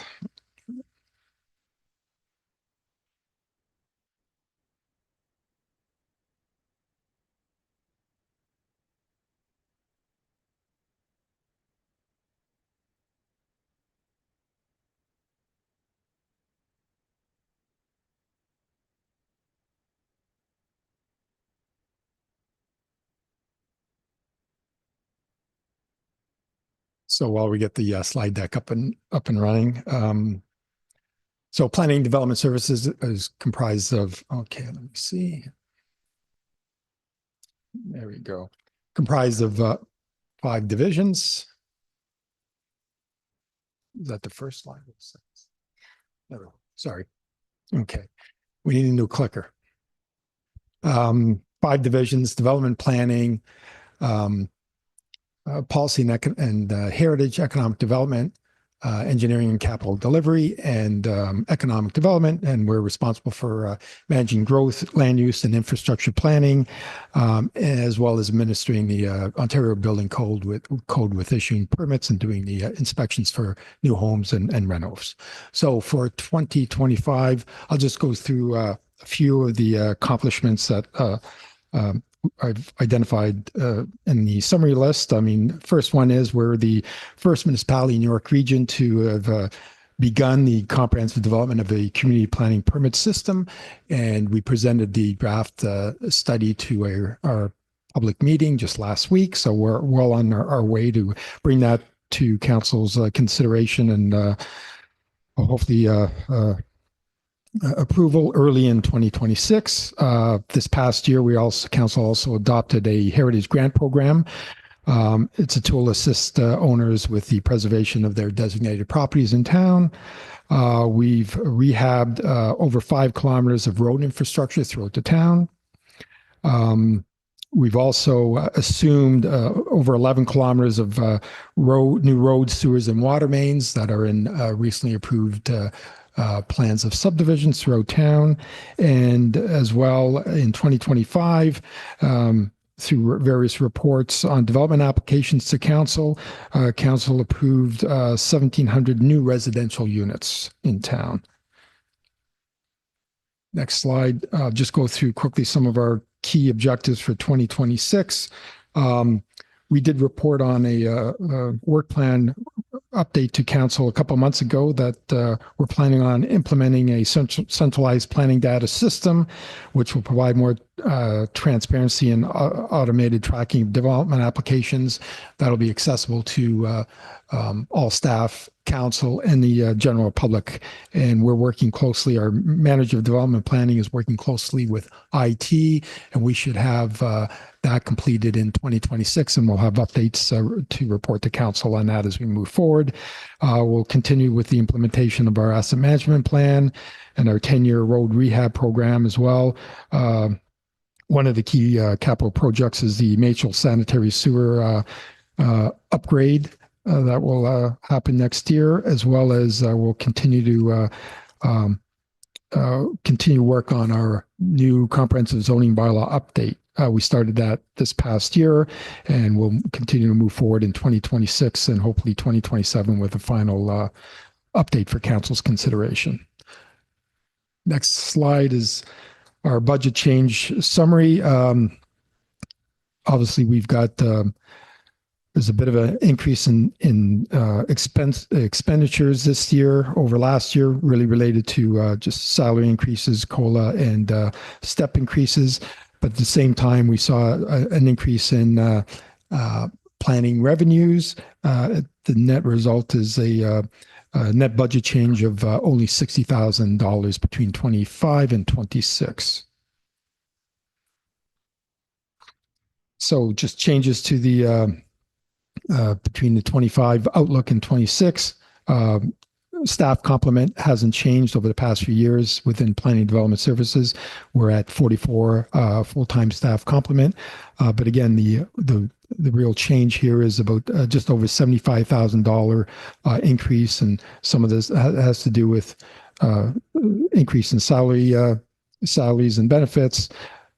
Conversely, a slight increase in the planning revenue forecast, slight reduction in committee of adjustment fees. But again, at the end of the day, the 2026 net change is minor, in my opinion, minor at just over $75,000. Next slide is our proposed capital budget. And I also have Nancy Fleming, our manager of engineering capital delivery, will get into any detailed questions on individual projects. But overall here, the previously approved budget with respect to capital projects was at $53 million. The new budget is at just over 69,000, close to 70 million rather. So we're adding as over $60 million worth of projects in the way of budget change to the 2026 budget. Just briefly, some of the key capital projects.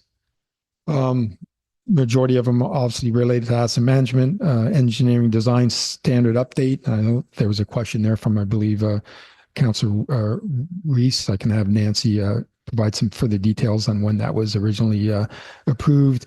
Streetlight condition assessment, a rehab of Wall Street North, Cousins, Dunning, and Brooklands Avenue, the Yonge Street culvert rehab, and another culvert replacement at Cranberry Lane, under growth anew, the Machel sanitary sewer upgrade, pedestrian activated crosswalk at St. John's just east of Bathurst, and a couple of studies, or grade separation feasibility study, an economic development strat plan update for 2027, and a fleet electrification study.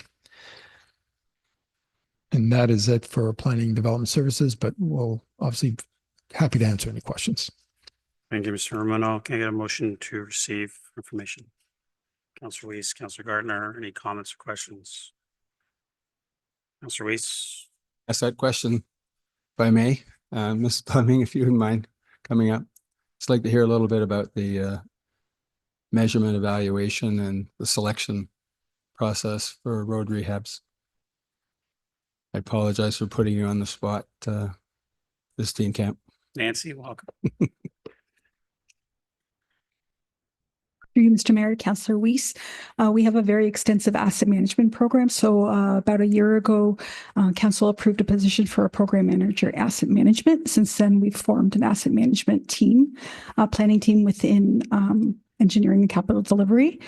And that person is tasked with capital planning for core assets, which include water, wastewater, stormwater, and roads infrastructure that are related. So sidewalks and streetlights and retaining walls.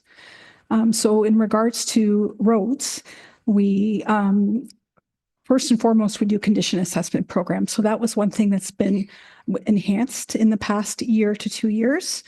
We go out and do a quantitative condition assessment. So as part of our asks this year, you see a lot of new baseline condition assessment for things like sidewalks and streetlights. This year, we undertook a retaining wall condition assessment. For roads, we go out every 3 years. So our roads program has been a little bit further along in past years. It's a little bit more mature than our other core assets. So next year, we are asking for additional funding or funding for a project to do our 3-year cycle for our condition assessment of our roads. So as part of the asset management plan that council approved last year or the year before, our level of service for condition of roads was a PCI, a pavement condition index of 70. We are sitting right now at a 69. But when we decide which roads to do, it's not just roads. We have to look at all the infrastructure that surround the road that is buried underneath the road. So now we overlay. So we do a condition assessment of, so if, say, for sake of argument, we go out and look at that quantitative data for a road, and it comes back and says, well, it's not in great shape. It's a certain number road. We have to, the condition is fair. And then we look at the risk model. So it's based on criticality. So a road that sees more traffic at a higher speed would be more critical than a local road that only has maybe a dozen homes on it where you're seeing very low traffic at very low speed. So compared like a Henderson or an industrial parkway would be more critical on our list of overall risk and mitigating risk in terms of condition than a smaller local road. Then we take that information once we have that list and we overlay what the water main looks like underneath. We overlay what the sewer main looks like underneath, what the sidewalk conditions are for that particular segment of road. And then we bundle a project together. And that's how we decide which roads go when, depending on when all those different pieces and puzzles come together. So for example, two roads might be at the same level, but a water main might decide that it needs to go first over another road. And we have funding envelopes that we work very closely with our partners in finance based on the asset management plan that's been approved by council to decide how we spend that money. Okay. Councillor. Thank you. Answers it perfectly, as usual. Thank you. Councillor Thompson. Thank you. Through to Mr. Ramuno. Mr. Ramuno, the multi-use path sidewalk development for Yonge Street in between Bloomington and Go Bridge. Has it gone out to tender, or what's the timelines? Just to get an update on it. I know there's no increase to capital authority in our sheets and stuff, but I'm curious to know where we stand. Nancy. Through you, Mr. Mayor. We are 90% design, I'm happy to say, for that multi-use path / sidewalk. So on the east side of Yonge Street is going to be a sidewalk because we didn't have enough room for a multi-use path. And we're going to have a full size multi-use path on the west side. And the region will be covering 50% of the multi-use path on the west side for construction. So I'm just working on that well. We're negotiating the memo of understanding with the region. So they've been heavily involved at the table as well for that design. And we're actually just about to go out for another public information center in November as well. So that will be going out to council shortly. If all things align well, do you see us going out to tender and starting construction early spring?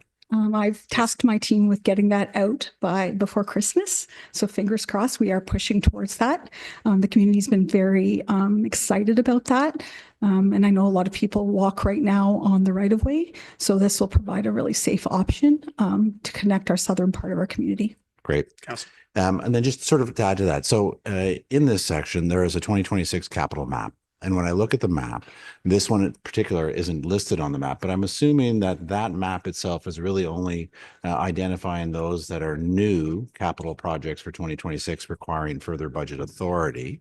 But my suggestion would be, and perhaps other members of council would be interested as well, is because it's these projects are often street related. It would be great to have that capital map to show all the projects that are occurring in the various wards and community for 2026, just as an information piece. Because I'd also be I can't always remember all the projects we've previously approved that have budget authority that may or may not fall in that 2026 year. And I'm sure it's the same for others around the table. So perhaps as a takeaway, we could look at expanding that map to include whatever work is going to be done in 2026.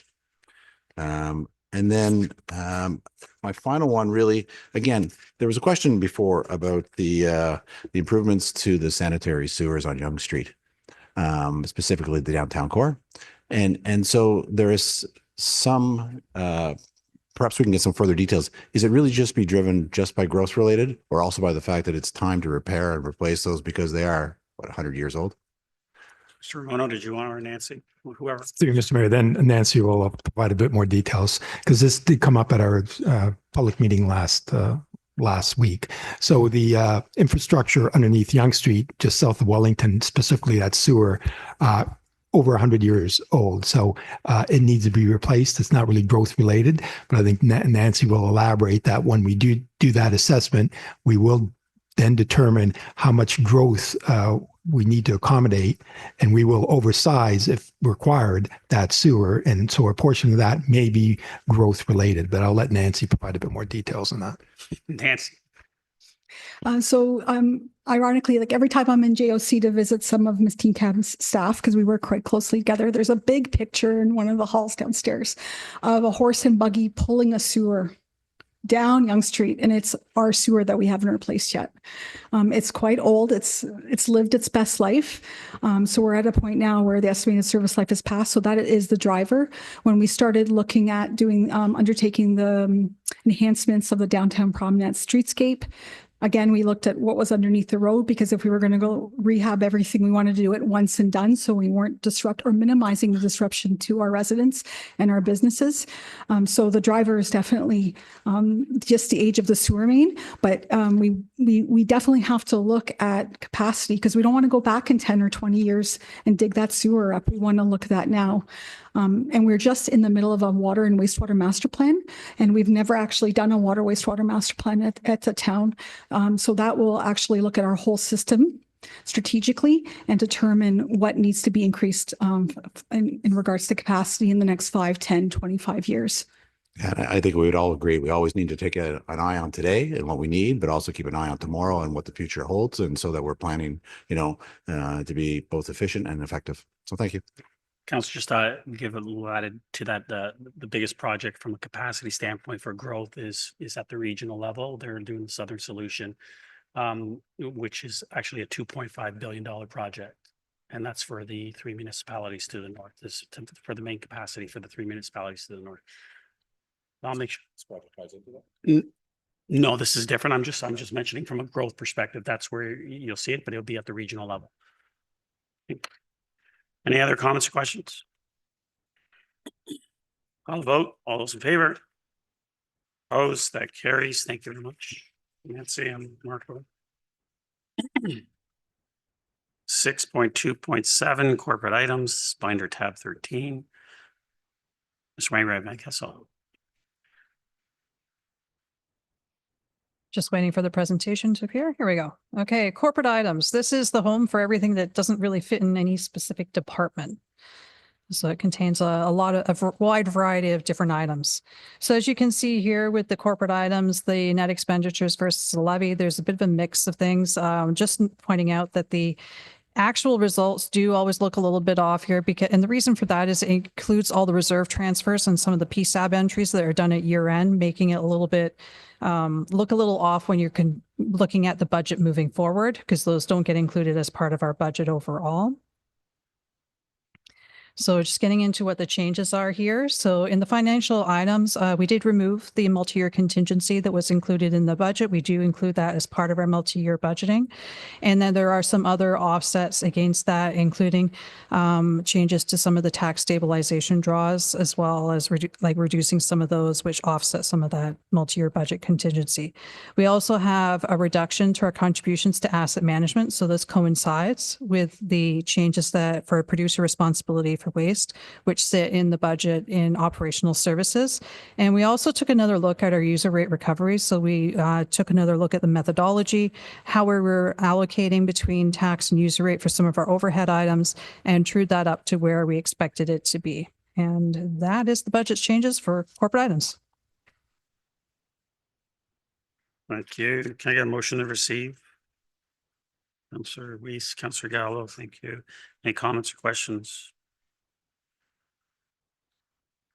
Seeing none, I'll call vote. All those in favor? Opposed, that carries. Before I call for adjournment, just gonna remind council that ELT is available at all times to answer any questions or have any discussions in regards to the budget, as well as the CAO and myself. And it can be done by phone, virtually, or in person. Motion to adjourn. Councillor Weiss, Councillor Kim, all those in favor? Opposed, that carries. We are adjourned.